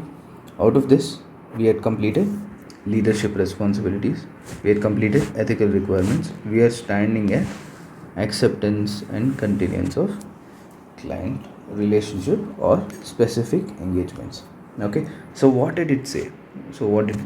It said that the firm should ensure policy and procedures to end with regard to acceptance and continuance of client relationship or specific engagements, right? These policy and procedures should be designed such that it provides reasonable assurance that the firm undertakes or continues a client relationship or engagement, or specific engagement only where these 3 things are present. Correct? Integrity of client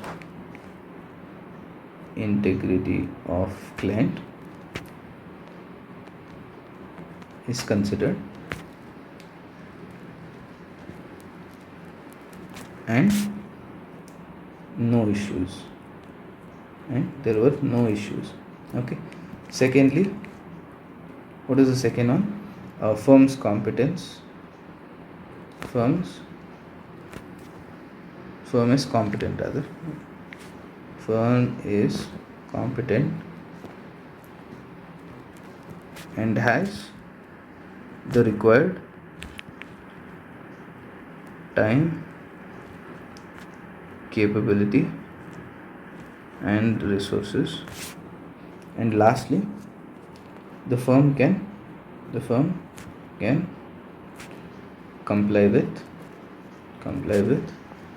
ethical requirements. Okay, so this is what is there with regard to acceptance and continuance of client relationship and specific engagement. Okay, so with regard to client integrity of client, actually let's just use another color. I don't like this. Let's use white. Okay, with regard to integrity of client, what have we seen? What is the mnemonic? We'll just try to remember the mnemonic. Okay, like I told, RAO,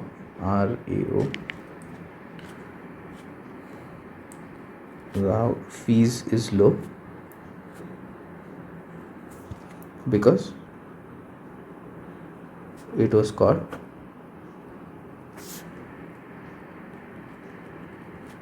doing money laundering. I just put ML, doing money laundering and crime. Okay, and then he limits his work, limits his work, so nobody will reappoint him. So nobody reappoints him. Okay, so in this, what had we seen? We had seen from R, we had seen reputation. I'll just write here, reputation Reputation of whom?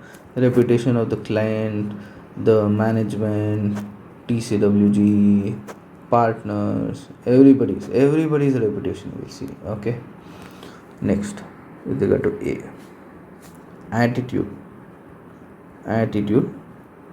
towards aggressive interpretation of standards. Okay. Next, O, nature of operation. Okay, nature of operations. Next, fees is low. What was with regard to fees is low? Client insists on paying less fees. Okay, client insists on paying low fees. Okay, or client was involved in money laundering and crime. Okay, if there is any limitation to scope of work.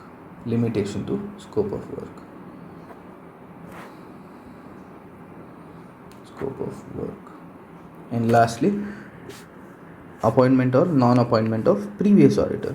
Okay, appointment or non-appointment of previous auditor. Okay, so these were with regard to integrity of client. How to check integrity of client? Okay, this was the mnemonic. Rao fees is low because it was caught doing money laundering, limits his work, and nobody reappoints him. Okay, from R there was reputation of client, management, TCWG, and partner. Next was attitude towards. From A there was attitude towards aggressive interpretation of standards. Next was nature of operations. Next, fees is low. Okay, client insists on paying low fees. Right. Next was caught doing or involved in money laundering or criminal activities. Next, there is a limitation to scope of work. And next one is appointment or non-appointment of previous auditor. You'll have to see why that previous auditor was appointed or not appointed. Okay, or why did he resign basically. Okay, so all that will have to be considered while considering the integrity of client. Okay. Next, how do we see whether the firm was competent or not? How do we see firm's competence? Firm's competence is seen through IRR PEET. Okay, first is I, which is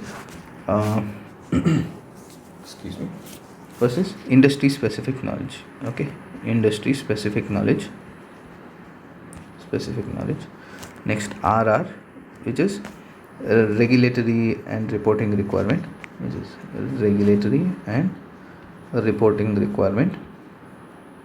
Okay, from P there was whether there is sufficient personnel.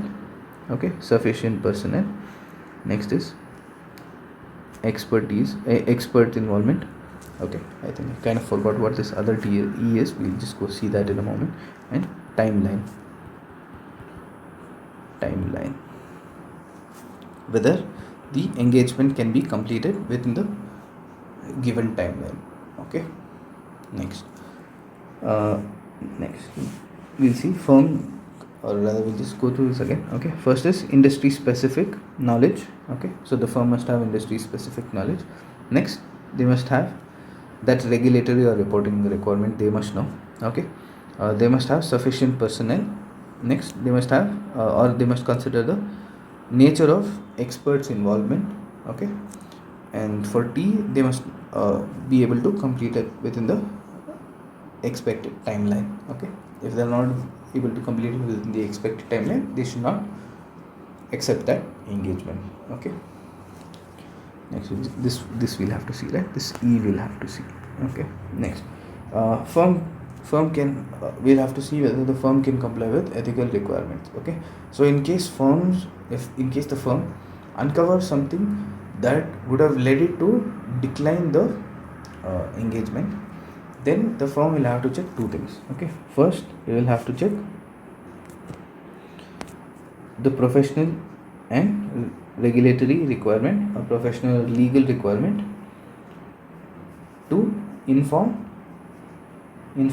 those who appointed or any regulatory body. Okay, So first that one, and it will also have to consider possibility to withdraw.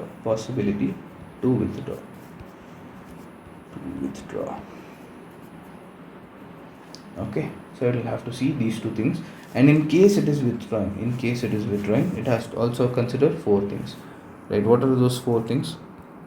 One, communicate with those charged with governance. Okay, communicate with those charged with governance. Tell them what the reasons are. Okay, reasons for leaving. Okay, next, consider your any professional or regulatory requirement to inform those who appointed you. Okay, consider regulatory or legal requirement to inform those who appointed you or any regulatory body. And lastly, document the significant issues. Okay, conclusions reached, and basis for conclusion. Okay, so all of this we learned with regard to acceptance and continuance of client relation or specific engagement. Okay, next we'll move on to human resource. Human resource is very small, very small, very easy, like completely easy compared to this entire behemoth that we learned. Okay, we'll just go over to that and quickly just go through that.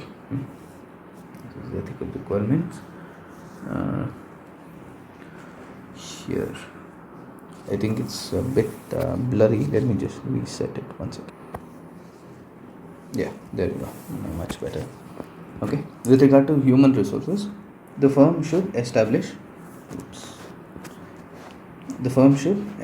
policy and procedures designed to provide it with reasonable assurance that it has sufficient personnel with capabilities, competence, and commitment to ethical principles. Okay, so the firm should establish policy and procedures which are designed to provide it with reasonable assurance as to what? That the firm has sufficient personnel, and this personnel must have capability, competence, and commitment to ethical principles. Okay, so firm must prepare policy and procedures that provide it with reasonable assurance that the firm has sufficient personnel with capability, competence, and commitment to ethical principles. Okay, next.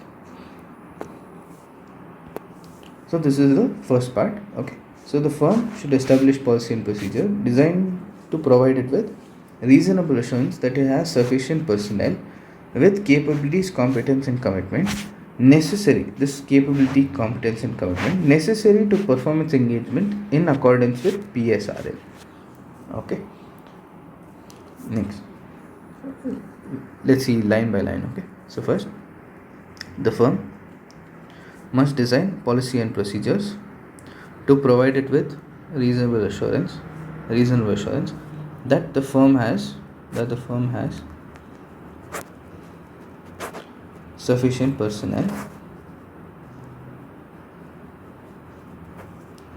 with the capability, competence, and commitment to ethical principles to, or rather this capability, competence, and commitment to ethical principle is necessary to perform in accordance with PSRL. In accordance with PSRL.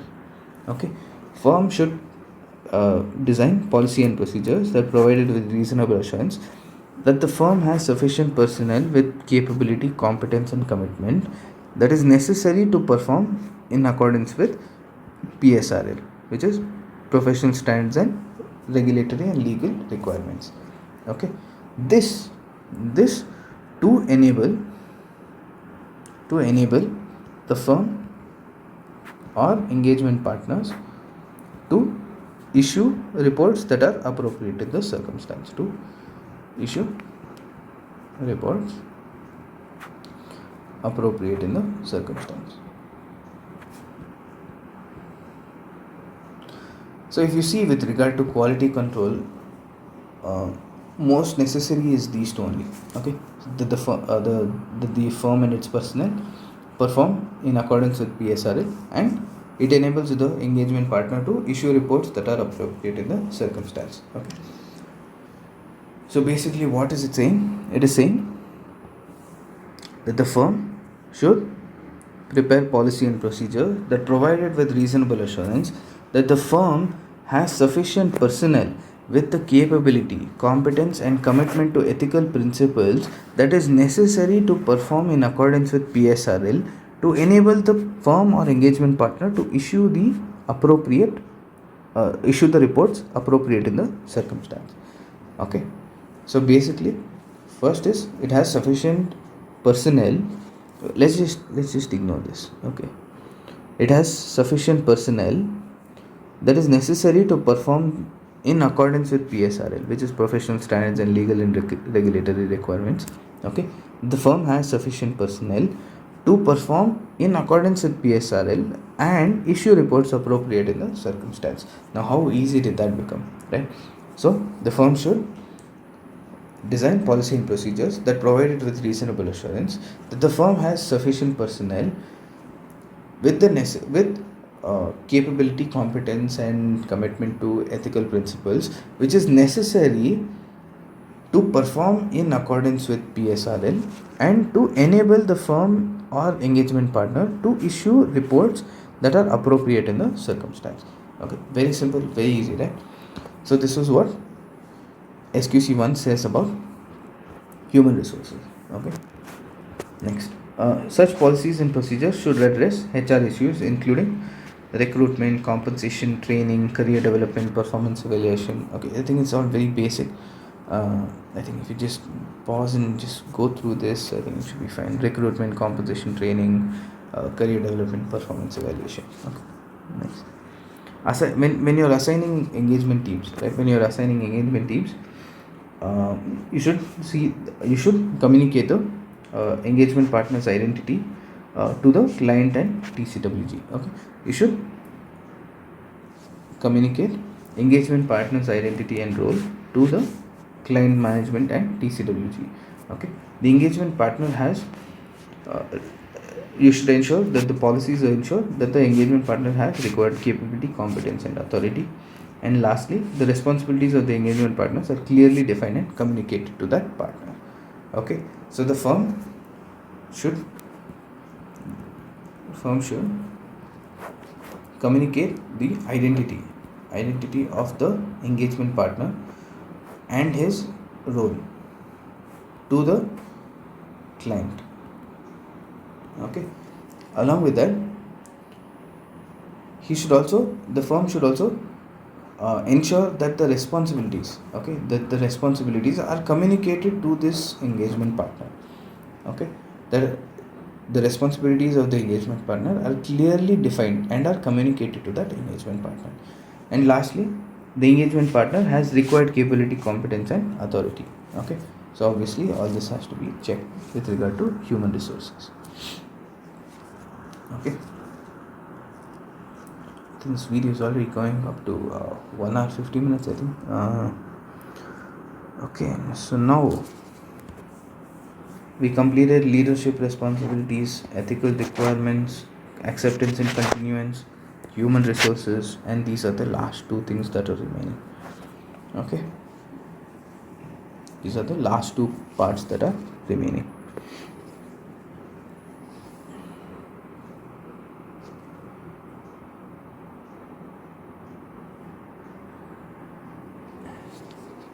Okay, so engagement performance is quite a big topic on its own, so I will do that later. Okay, I will do that later in the video, but first now we will do monitoring. Okay, now first we will do monitoring. So what is monitoring over here? Okay, so monitor is required to obtain Okay, monitoring is required to obtain reasonable assurance that the policies and procedures are relevant, adequate, operating effectively, and are complied with in practice. Okay, why is monitoring required? Monitoring is required to obtain reasonable assurance that the policies and procedures are relevant, that the policy and procedures are adequate, that they are operating effectively, and they are complied within practice. Okay, so they must be relevant, adequate, effective, and lastly complied with. Okay, so monitoring is required. Monitoring is required to obtain reasonable assurance that the policies and procedures are relevant, adequate, effective, and complied with in practice. Okay, so this is with regard to monitoring. Okay, monitoring is required as an ongoing what just happened? Let's just remove that. Let's reset it. Yeah. Okay, monitoring is required as an ongoing process as well as a periodic process for completed engagements. Okay, so in case there is an ongoing project, monitoring will also be ongoing. Okay, in case of completed project, so it will be a periodic process. In case of completed engagement, review will be periodic. Okay, so it doesn't mean that as soon as the engagement is completed, review or monitoring will stop. Okay, monitoring will also include going and inspecting the books or inspecting the documents again, right? So in case the review or the engagement is ongoing, the monitoring will also be ongoing. In case the engagement is periodic, or in case the engagement is completed, the monitoring will be periodic. Okay, they will go and check whether everything was complied with, right? Next, what are the following factors? What are the factors, okay, that ensure that to be that ensure that or rather, what are the factors that are to be considered while monitoring? What are the factors that are to be considered while monitoring? Okay, so firstly, whether the QCPP, or which is quality control policy and procedures, are properly designed and implemented. Okay, whether they're properly designed and implemented effectively. Okay, so properly designed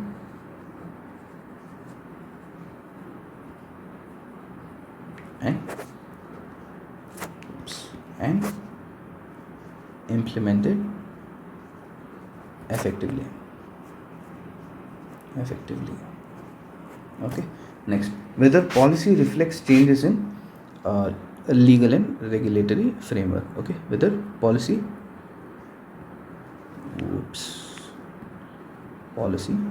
reflects changes. Okay, next, whether allegations of non-compliance are addressed. Okay, I just put it as addressing allegation. This is 1, this is 2, this is 3. Addressing allegations.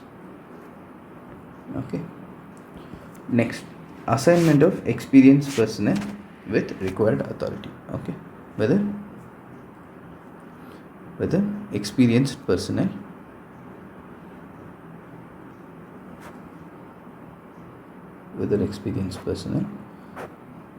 are appointed. Okay, ensure that experienced personnel are appointed. Okay, remedial actions for those who are non-compliant. Okay, remedial actions, and lastly, addressing deficiencies in design and implementation or operation. Okay,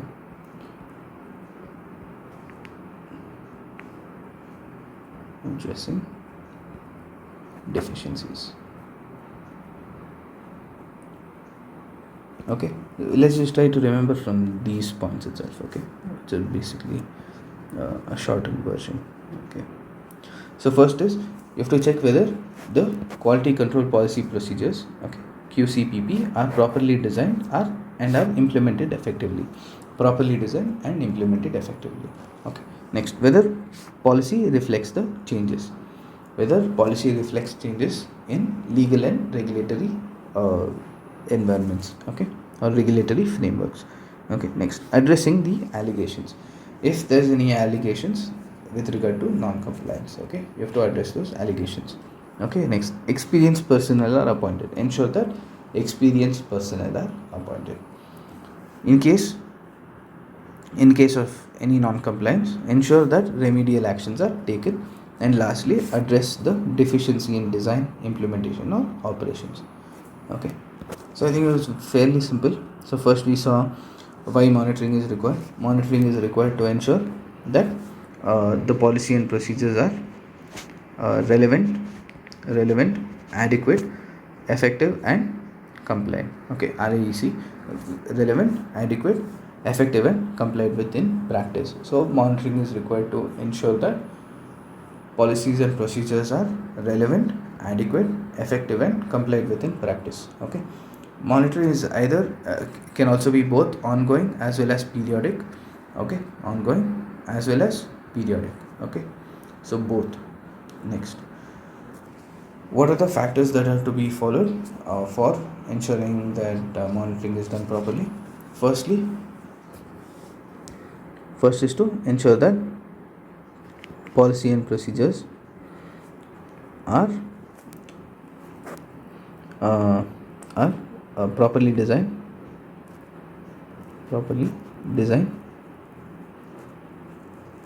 and operating effectively, or implemented effectively. Properly designed and implemented effectively. Right? Okay. Whether they are properly designed and implemented effectively. Okay. Second, whether the policy and procedures are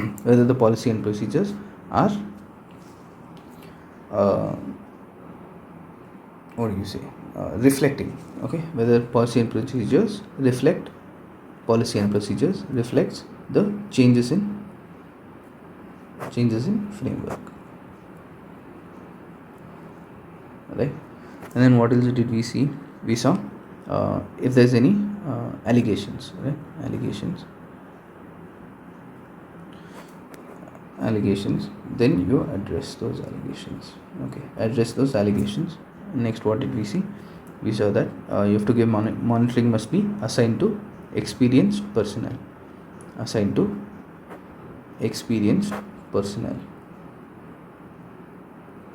Okay. Next, fifth. After this, we also saw in case there's any non-compliance, you have to take remedial actions. Okay, remedial actions against non-compliance. And lastly, we saw addressing deficiencies in design. Addressing deficiencies in design, implementation, or operation. Okay, so this is what we saw with regard to monitoring. Okay, so I think it's almost 1:30 a.m. for me right now, and I think this video is almost 2 hours long. So let's just continue with the engagement performance.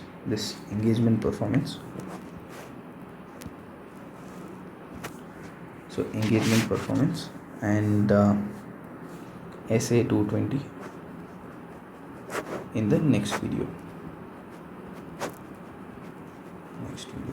Okay, I don't want this to be too burdensome on me as well as on you, so I'm just going to leave it here. Okay, so if you want, maybe you can do a very fast, super quick revision of everything else other than engagement performance and SA 220. Okay, from the top again. Okay, so here we go. Okay, I'm sure you'll be able to see it. Let me just zoom in just in case. Okay, super duper. Yeah. Okay. So SQC-1 states that the title of SQC-1 is Quality Control for Firms that Perform Audit, Review of Historical Financial Information, Other Assurance and Related Services Engagement. Okay, it is applicable to all firms. Okay, so every firm must design SOQC that provides the firm with reasonable assurance that the firm and its personnel comply with PSRL, and reports issued by the firm or its engagement partner are appropriate in the circumstance. Okay, so this is what SQC-1 states. Okay, so it states that it must design SOQC which gives it reasonable assurance that the firm and its personnel comply with professional standards and legal and regulatory requirement, as well as reports issued by the firm or its engagement personnel are appropriate in the circumstance. Okay, next, what are the elements of SOQC? SOQC has 6 elements, which is L, E, A, H, E, M. Okay, elements of SOQC, L, E, A, H, E, M. Okay, first is with L, there is leadership responsibilities. From E, there is ethical requirements. Next, acceptance and continuance of client relationship or specific engagement, human resources, engagement performance and monitoring. So these are the 6 elements of SOQC. So according to SQC-1, so each of these elements must have quality control policy and procedures. Okay, next, these quality control policy and procedures must be clearly documented and communicated to everybody in the firm. Okay, such communication must include description of quality control policy and procedure and what the objectives are, what objectives they are designed to achieve. Okay, as well as a message that every individual has a personal responsibility towards quality and is expected to comply with quality control policy and procedures of the firm.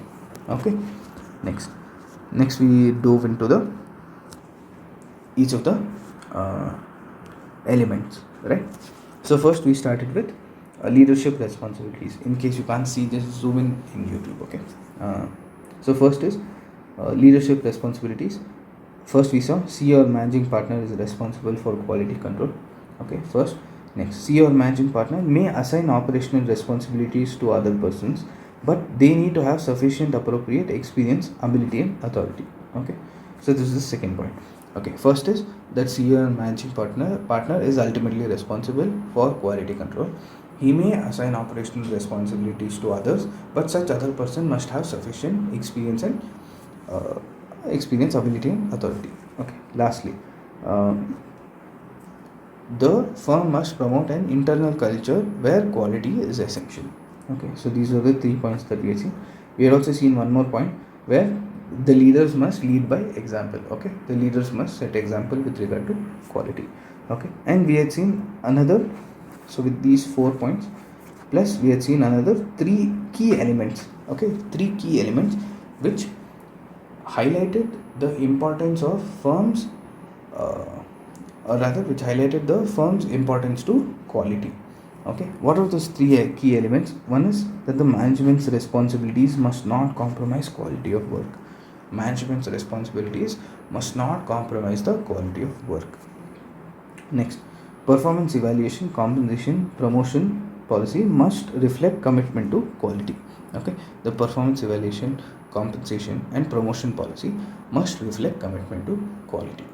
Okay, and lastly we had seen that sufficient resources must be available for ensuring compliance with quality control policies and procedures. Okay, so these 3 we have seen. So total 4 plus 3, so total of 7 points we have seen with regard to leadership responsibilities. Okay, and next we moved on to ethical requirements. We finished leadership responsibilities, we moved on to ethical requirements. Okay, what does SQC-1 say about ethical requirements? Okay, or what does SQC-1 say with regard to system of quality control where ethical requirements has to be policy and procedure with regard to ethical requirements have to be maintained. Okay, first is firm should establish policies and procedures that provide the firm with reasonable assurance that the firm and its personnel comply with ethical requirements. Okay, very simple. Firm should establish policies and procedures that provide it with reasonable assurance that the firm and its personnel comply with with ethical requirements. Okay, next we saw what are the fundamental principles of ethical requirements. Okay, fundamental principles of ethics, which is IOPCP. These are IOPCP. Okay, which is integrity, objectivity, professional competence in due care, confidentiality, and professional behavior. Okay, so we saw all this. And how do you emphasize these ethical requirements, or how do you emphasize on these fundamentals of ethics? It is by either you lead by example, okay, or actions of leadership, which is nothing but example. Okay, you either set examples. In case there are people who don't learn by example, give them training. Okay, give them training and awareness. Okay, and continuously monitor. Okay, so first is actions of leaders, second is training and awareness, third is monitoring. Okay, you monitor their behavior, and lastly, in case they're still not complying with the ethical requirements, in case of any non-compliance, make them face the consequences of non-compliance. Okay, next. So we saw this, and along with this IOPCP, we also saw one more element of ethical requirement, which is independence. Okay, what is independence? Independence means that the opinions of the auditor are not subordinate to the wishes of other people. Okay, so that is what independence means. Okay, with independence we saw that the firm should ensure quality control policy and procedures that provide reasonable assurance that the firm and its personnel maintain independence. Okay, the firm and its personnel maintain independence. Okay, basically the firm should ensure that there are policy and procedures that provide it with reasonable assurance that the firm and its personnel maintain independence. Okay, next, what is the role of such quality control policy and procedures? It's very simple. It is to CIA. Okay, from C there is communicate, from I there is identify and evaluate, and lastly help to take action. Okay, communicate independence requirements. Okay, what it actually means to be independent. So you have to communicate the independence requirements to your personnel, and next you have to identify and evaluate any threats to that independence. Okay, identify and evaluate any threats to the independence, and lastly take action. Okay, either eliminate or reduce the threat to an acceptably low level, or withdraw from the engagement entirely. Okay, next. So there was also a written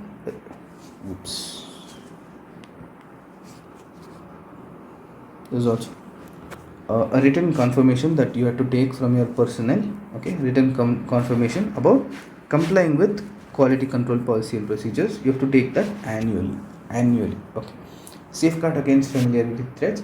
So you have to ensure that there is rotation among senior staff, rotation of engagement partner, and in case of listed entity, it is mandatorily required to rotate the engagement partner or change the engagement partner in case he has been the engagement partner for at least 7 years. Okay, if he has been the engagement partner for a period of 7 years, then you have to change that engagement partner. Okay, somebody else will have to be the engagement partner basically. Okay, next, when it comes to breach of any ethical requirement, such personnel should report to the firm. Okay, and then the firm will notify the engagement partner.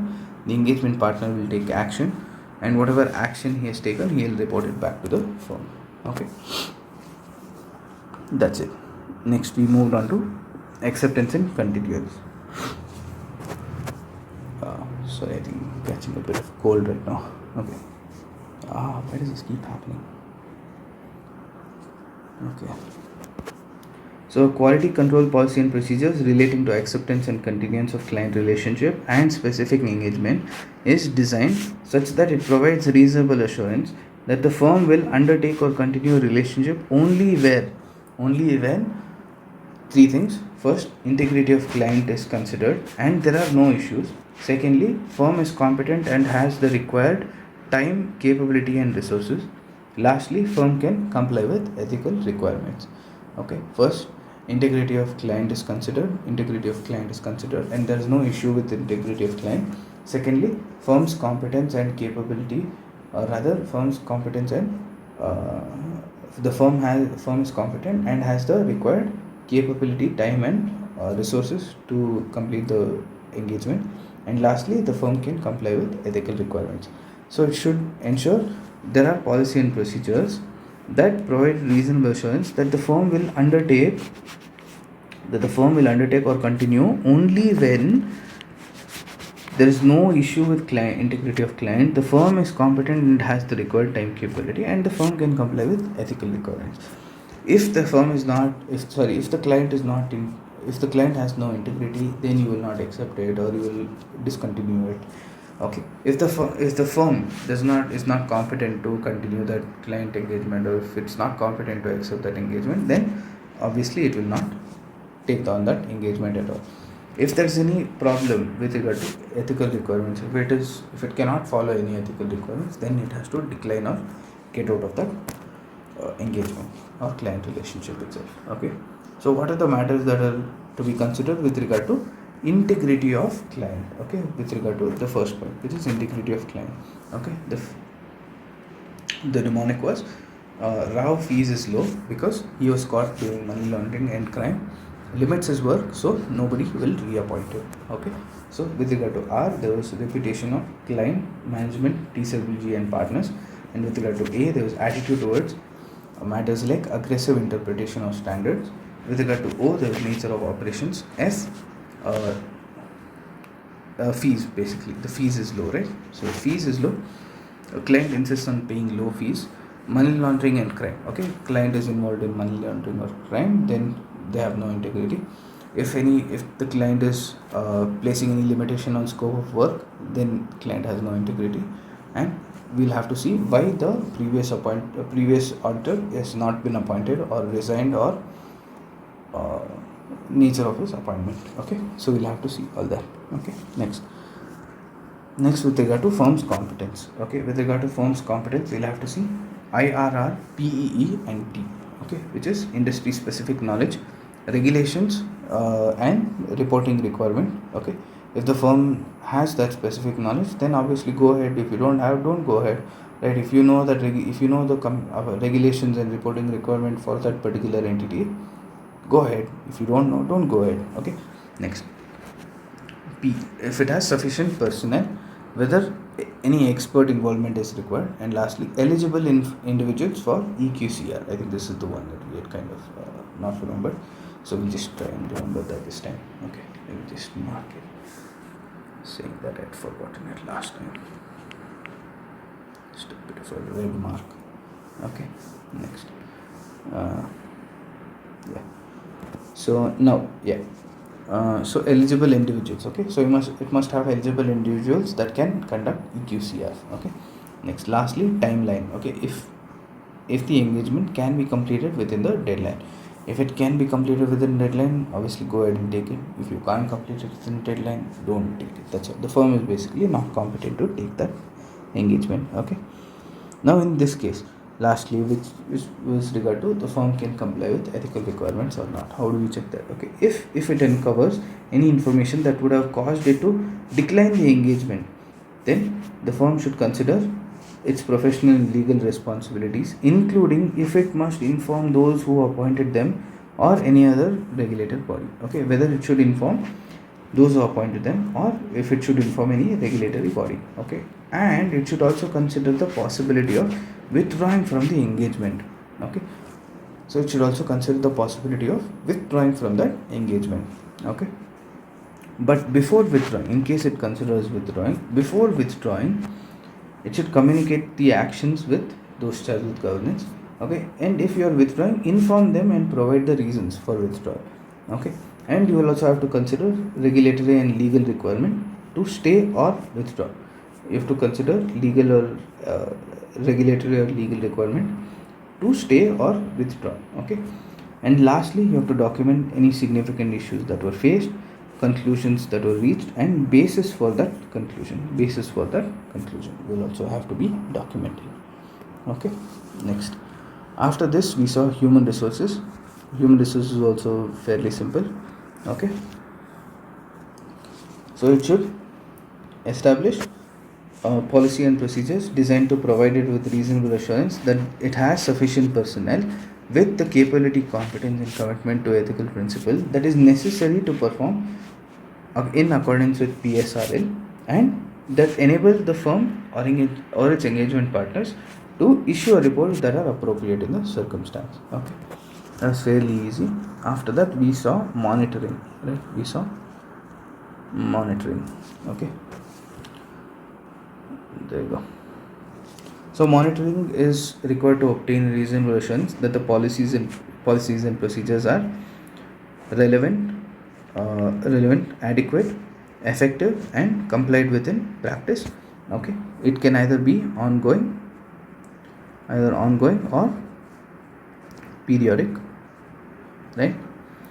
Next, the following factors for monitoring, right? Factors considered for monitoring. Okay, first is QCPP are properly designed and implemented effectively. Policies and procedures are properly designed and implemented effectively. Secondly, whether policies reflect the changes in legal and regulatory requirement. Okay, framework. Okay, so whether the policies reflect changes in legal and regulatory framework. Okay, whether allegations of non-compliance are addressed. Okay, address any allegations of non-compliance. Okay, assignment of experienced personnel with required authority. Okay, assigning of experienced personnel. Okay, next, remedial actions for those who are non-compliant, and lastly, addressing the deficiencies. Okay, I think this last one, this part we can just revise again, because I don't feel very confident about it either. Okay, so first is what we saw, whether the policies, I'll just put PMP. Okay, policies and procedures are properly designed and implemented. Okay, second one was whether our policy and procedures reflect changes in framework. Okay, third, monitoring is done by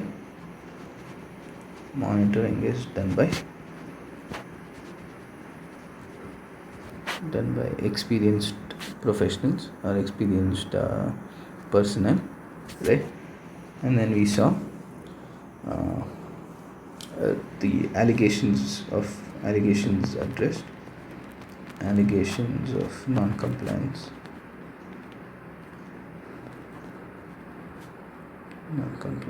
are addressed. Check if that is done. Oops.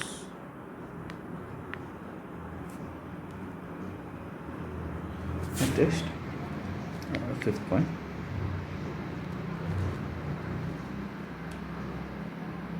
Fifth point is the take action, remedial action against those who are non-compliant, if they are non-compliant. And sixth, correct any deficiencies. So these are the 6 points that were there. Okay, first we have to see whether they're properly designed and implemented. Okay, so whether they're properly designed and implemented. Okay, whether they reflect the changes in the legal and professional framework. Okay, whether monitoring is done by experienced personnel. Okay, whether allegations of non-compliance are addressed, and whether remedial action is taken against non-compliance, and whether deficiencies in design, implementation, or operations are corrected. Okay, so all of these must be seen. Okay, whether they are properly designed and implemented, whether they reflect the changes in framework, whether monitoring is done by experienced personnel, whether allegations, I think these three are kind of together, whether allegations of non-compliance are addressed, whether non-compliance, whether remedial action is taken against non-compliance, and lastly, whether any deficiencies are corrected. Okay. Done.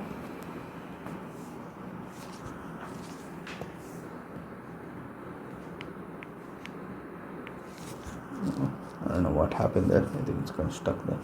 Okay. Anyway, so that is done, and we'll have to do engagement performance. So I think we completed the revision of this entire thing of entire whatever 2 hours we have done in a matter of 20 minutes. So I think that is the power of revision, right? So it's good.